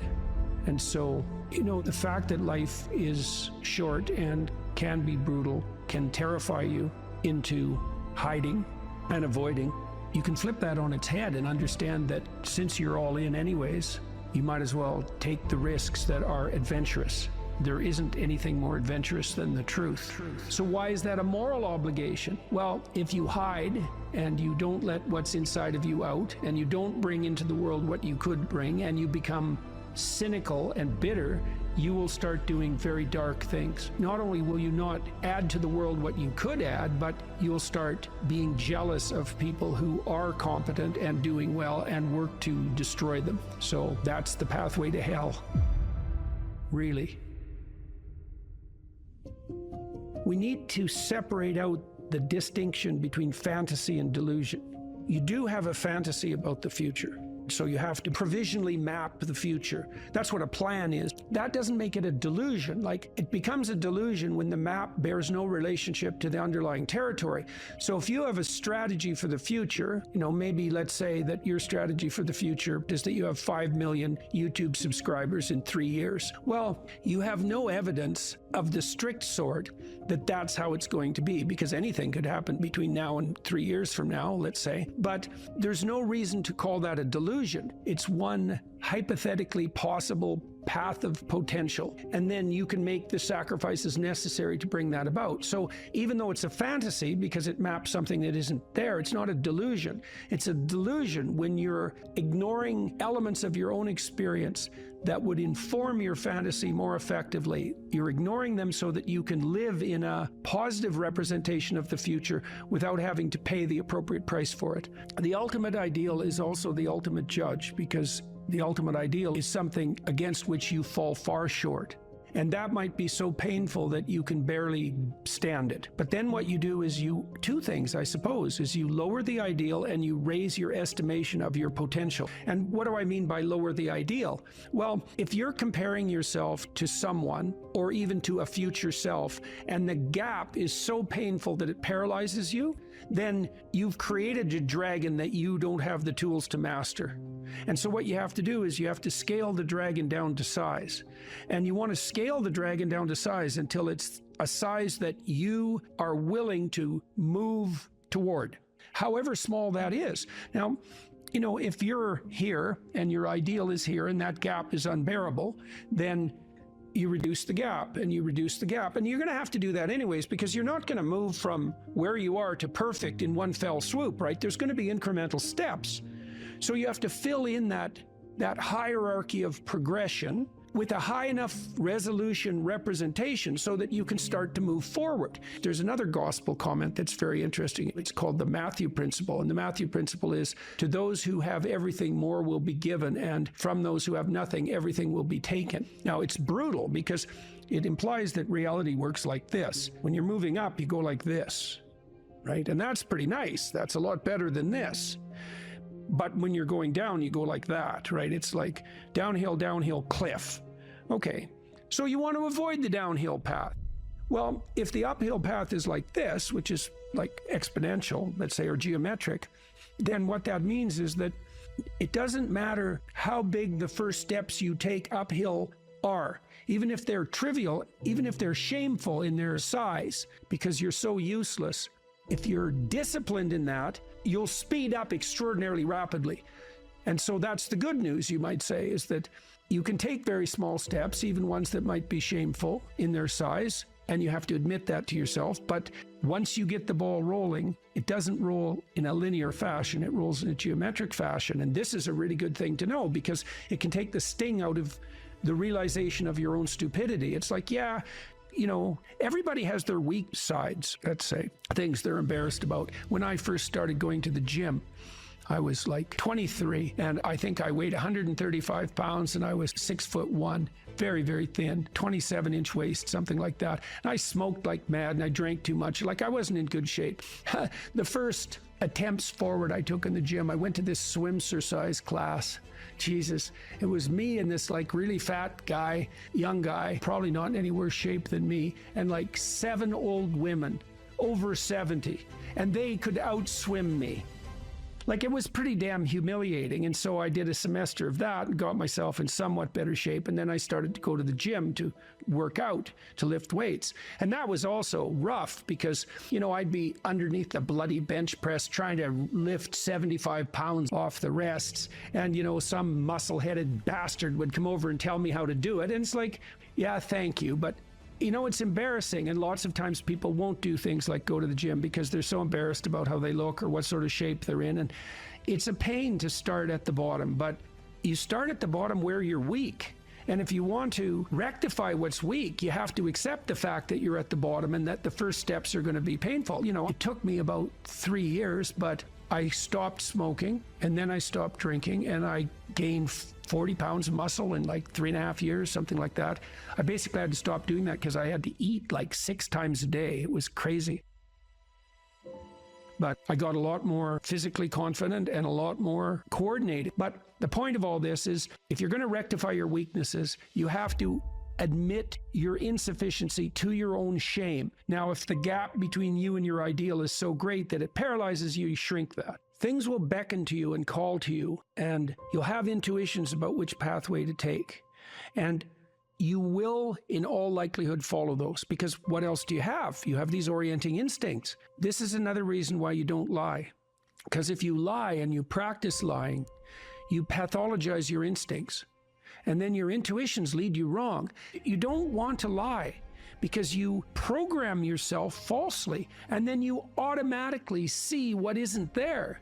And then, of course, the world will slap you in the face continually, and you'll think, oh my God, the world's such a pathological place. When the truth of the matter is that, no, you just keep running into things that you refuse to see. And then you think, well, the world's made of nothing but obstacles. It's like, well, you put the obstacles in your own path, and you did that by developing these complex, self-serving delusions, a story that you tell other people about who you are that isn't true. You're trying to lay out a map that bears no relationship to reality, and you keep wondering why you wander off the path and into a pit. It's like, well, how could it be otherwise? People have commented to me many times about my bravery, and I don't like that. It's not right. I'm afraid of different things than the typical person. Maybe that's a good way of thinking about it. I'm way more afraid of the consequences of saying something that's false or wandering off the appropriate path than I am of whatever consequences might come for saying what I believe and doing what I believe to be the case. I'm way more afraid of that. You know, I've been reading the Gospel of St. Matthew. I'm writing a book at the moment called We Who Wrestle with God, and one of the things Christ says to people continually is to not damage their vision, is to not put, that's the best way of putting it, don't occlude your eye. You can see what's in front of you if you're willing to see it. And if you're willing to see it, many of the terrible obstacles in life you can just walk around. But if you blind yourself purposefully to follow your own narrow, self-serving delusion, you're going to run into terrible things and terrible people and the terrible part of your own soul all the time. That's what you should be afraid of. You can't be isolated, alone, without responsibility and pursuing your hedonistic nonsense and not be insane and miserable. Those are all the same thing, right? And so, you know, it's got to the point, I've said things that have made me somewhat unpopular, like it's very difficult for people to mature until they have a child. You find a huge part of what you are in that relationship. It makes you responsible, makes you grow up. It gives you the opportunity to mentor someone. You have someone around who's more important than you. Well, that's part of being mentally healthy. It's a huge part of it. This enterprise that I've helped put together, Alliance for Responsible Citizenship, we're trying to put forward a model of governance. It's called a subsidiary model, and the idea is that people have multiple social roles that scale. No, there's you. You should take care of yourself, integrate yourself, which means you can conduct yourself properly across the medium to long run. You're self-sustaining.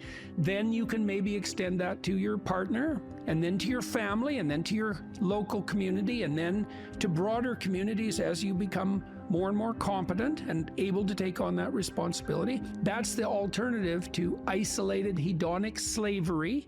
You're slave to your own whims, and it's the alternative to tyranny, because if you take on all that responsibility, you don't have any need for someone to govern you. It's truly the case that your sanity is the concordance between you as an individual and the world. That's the sanity. You're distributed out into the world, and you should be, and that's, you want to be. That's where the adventure is. You want to be solipsistic? The solipsistic porn masturbator. Jesus, it's no wonder you'd be aimless and miserable. Well, God, it's so pathetic. Why am I so unhappy? It's because you think about yourself. Oh, no, you think about the lowest impulses in yourself all the time. That's why you're miserable. People exist in a sacrificial relationship to the world. What does that mean? It seems to mean something like human beings are aware of their extended self. You know you're going to be around tomorrow and next week and next month and next year and 5 years from now and 10 years from now. Now it's less certain as you go out, but you do have the sense of yourself as something that stretches across the decades. Okay, and so what that means is that you have to conduct yourself in a manner that isn't merely immediate. You have to conduct yourself in a manner that will work across time. Now, how do people do that? They work. Work is a sacrificial gesture. So you work, by definition, virtually. Work is the sacrifice of the present for the future. I mean, maybe someone can come up with a better definition of work than that, but I don't think so. It's like You put in time and effort right now, even if it's something not what you'd like to be doing at the moment. You put in time and effort because you believe. What the hell does that mean? You believe it'll pay off. Well, is that a contract with the future? Is it a covenant? Because the relationship that the biblical corpus characterizes human striving is covenantal. It's a bargain. The bargain is you make the right sacrifices and they pay off. That's the bargain. Now, you might say, well, that's just part of the social contract, but the biblical corpus insists that it's deeper than that. It's built into the structure of reality itself. And that if you got the sacrifices right, the future would be paradisal. That's a kind of sacrifice right there, is that you're willing to sacrifice your short-term physiological and psychological comfort for a medium to long-term benefit. It's the essence of sacrifice. This is something the atheists don't understand about the biblical narrative, is that the narrative insists that we live in a sacrificial relationship. It's the essence of humanity to live in a sacrificial relationship. It's like, well, is that true or not? Well, as you mature, your relationships are more sacrificial. It's less about what you, in your narrow sense, want right now, and it's more about what's good over the medium to long run, including other people. Well, that's a sacrificial relationship. Now, the covenant, and this is a matter of faith. It's the matter of the deepest faith. Are you willing to act out the proposition that the way to make the world reveal its will suffice? There's technically two different forms of reward. There's consumatory reward. That's what an orgasm is. It's consumatory reward. It brings the behavioral and perceptual sequence to a halt. It ends it, right? At the climax, it ends it. But then it's over. That journey is over, right? Then there's the dopaminergic reward, and dopaminergic reward is evidence of advancement towards a goal, right? Okay, so there's a corollary to that. Well, how do you become optimally engaged? Because dopamine facilitates engagement and focus, which is why drugs like amphetamines can be used for kids who are attention deficit disorder. You tap up the dopamine response, they lock on, right? Okay, so they're locking on to a goal-directed pursuit. The problem with amphetamines is that they can lock you on so hard you can't get out of the frame. So like kids on amphetamines will obsess, for example, about cleaning up their closet. They can't switch to the next activity. Okay, dopaminergic reward is reward that's accrued in relationship to a goal. Okay, so what's an implication of that? Well, pursue the highest possible goal. Well, why? Because the kick from advancement is higher. Now, you have to balance that. It can't be, you have to advance, right? Because imagine the reward's got two components. Number one is you're moving towards something valuable. Okay, so you want it to be as valuable as possible. Okay, but you have to be moving. You need something extremely valuable that you can move towards. Okay, so part of the reason that you establish a relationship with God, let's say, is because that's what sets the upper bound to your vision. It's like, I want things to be the best they could be. That's a vision of paradise.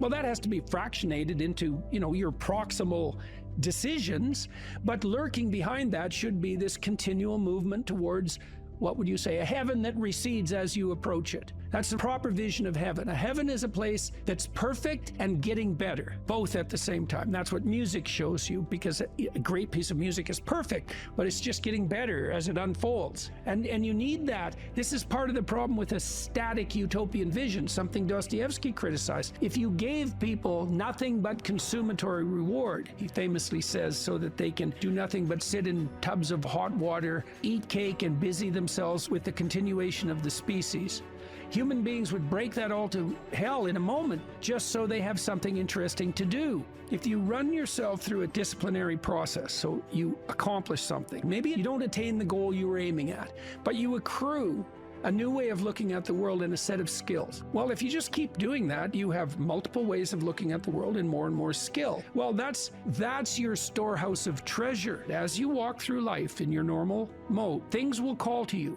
And if you pursue them, they will take you deep. It doesn't really matter what it is that calls. What matters is that you pursue it, and you pursue it to the depths. And as you pursue it to the depths, you will become transformed. And if you do that without reservation, that will turn you into the person who frees the slaves and opposes the tyrants. And that is how it works. That's the call. And that can happen in any direction, virtually any direction. You just have to pursue it with sufficient faith.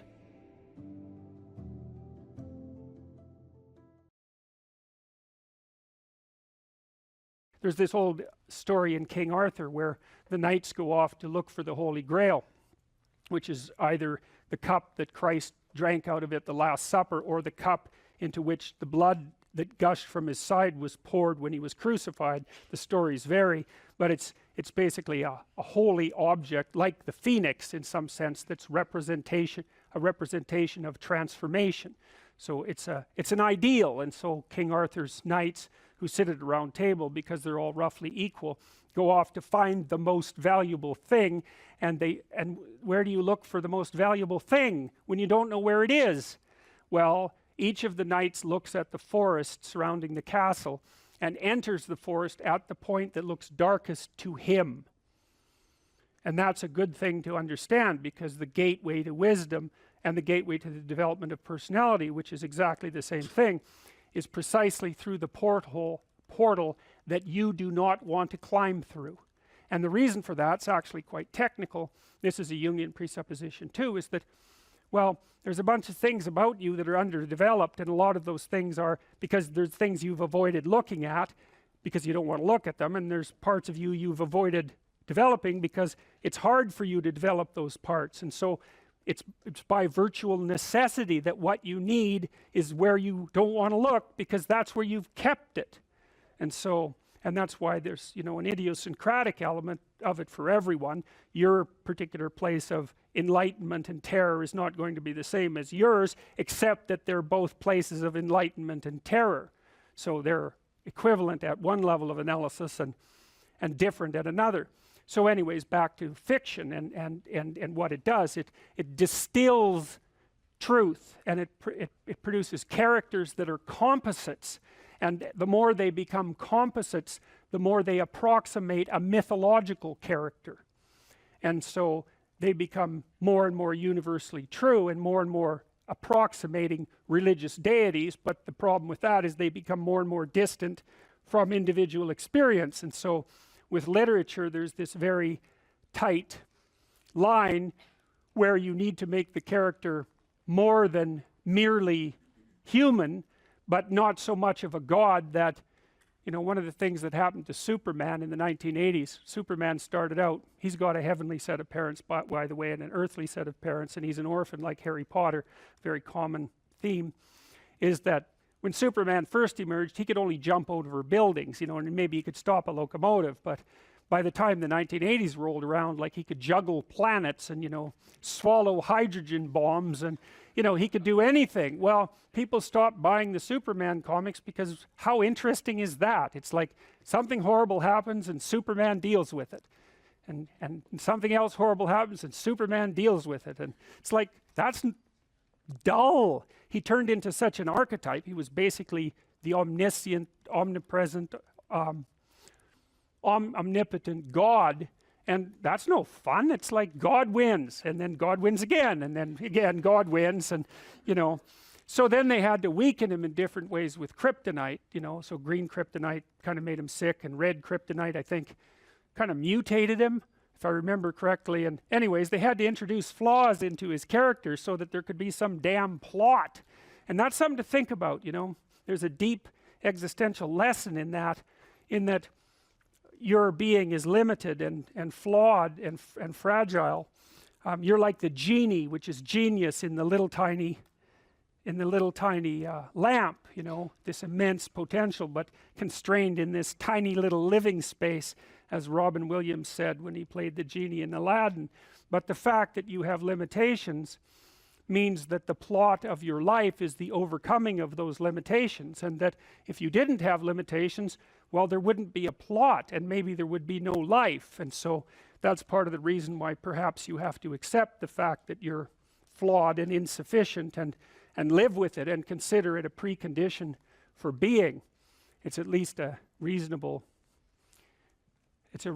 idea. So anyways, one of the main characters is the country, the known, the explored territory. We went over that a bit, and it always has two elements. I mean, your country is your greatest friend and your worst enemy, you know, because it squashes you into conformity and demands that you act in a certain manner, and reduces your individuality to that element that's tolerated by everyone else, and it constrains your potential in a single direction, and so it's really tyrannical, but at the same time it provides you with a place to be and all of the benefits that have accrued as a result of the actions of your ancestors and all the other people that you're associated with. So there's the good tyrant or the bad tyrant and the good king, and those are archetypal figures, and that's because they're always true, and they're always true simultaneously, you know, which is partly why I object to the notion of the patriarchy, because it's a it's the what do you call that? It's the apprehension of a mythological trope, which is that of the evil tyrant, without any appreciation for the fact that the archetype actually has two parts, and the other part is the wise king. And you know, you can tell an evil tyrant story about culture, no problem, but it's one-sided, and that's very dangerous, because you don't want to forget all the good things that you have while you're criticizing all the ways that things are in error. That's a lack of gratitude, and it's a lack of wisdom, and it's founded in resentment, and it's very dangerous, both personally and socially. I told you that Captain Hook is a tyrant because he's got this crocodile chasing him, and the crocodile has a clock in its stomach, and that's death. It's like, obviously, right? Tick, tick, tick, tick. And it's a crocodile, and it's under the water, and it's already got a taste of him, so he's being chased around by death, and that makes him terrified and resentful and cruel and bitter, and so he's a tyrant, and he wants to wreak havoc everywhere. And then Peter Pan, of course, looks at Captain Hook and thinks, why the hell should I grow up and to be a tyrant and sacrifice all the potential of childhood? And the answer to that is, the potential sacrifices itself if you don't utilize it as you mature, and you just end up a 40-year-old lost boy, which is a horrifying thing to behold. It's almost as if you're the corpse of a child, the living corpse of a child, because who the hell wants a 6-year-old, 40-year-old? You're a little on the stale side by that point, and not the world's happiest individual. So, you know, your potential is going to disappear because you age anyways, and so you might as well shape that potential in a particular direction and at least become something, no matter how limited, rather than nothing. So, you know, Peter Pan, that's a great story. It's a great mythological story. So, well, so let's talk about tyrants. Well, not only are they mythological figures, but they exist, and they tend to be deified. I mean, Stalin was, for all intents and purposes, God the Father in Soviet Russia, although he was pretty much only the worst elements of Old Testament God, who was, you know, constantly smiting people and wiping out populations and doing all sorts of things that seemed to be quite nasty. But nonetheless, you know, people worshipped him in many ways, and he's a representation of just exactly what goes wrong when things really go wrong, when people stop paying attention and when they all lie. Because one of the things that characterized the communist state was that no one ever got to say anything they actually believed, ever. And that was partly because 1 out of 3 people was an informer, which meant if you had a family of 6 people, 2 of them were informing on the government about you, and that included your own children.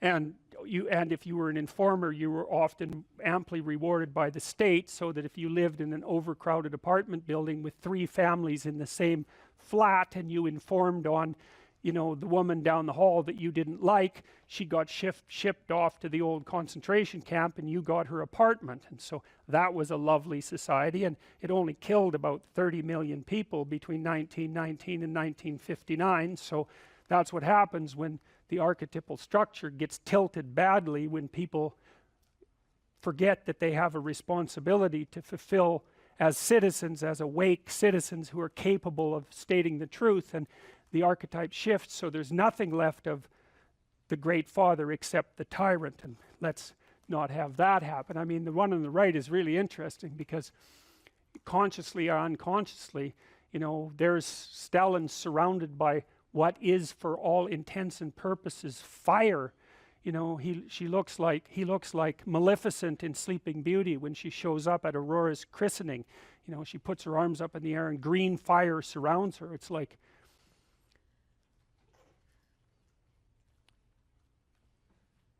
It's like he's surrounded by fire, and there's Lenin above him, who's like king of the fiery realm, and that's for sure. So I mean, all the terrors that happened in the Soviet Union didn't start under Stalin, they started under Lenin, and Lenin was, or Stalin was definitely Lenin's legitimate son, let's put it that way.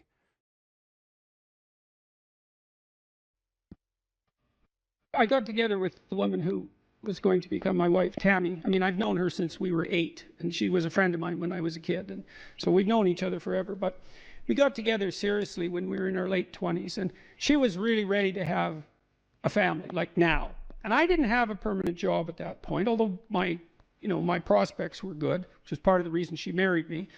But she wanted to start, and I thought, okay, so why don't, I didn't really want to do that. And I thought, okay, what's your problem?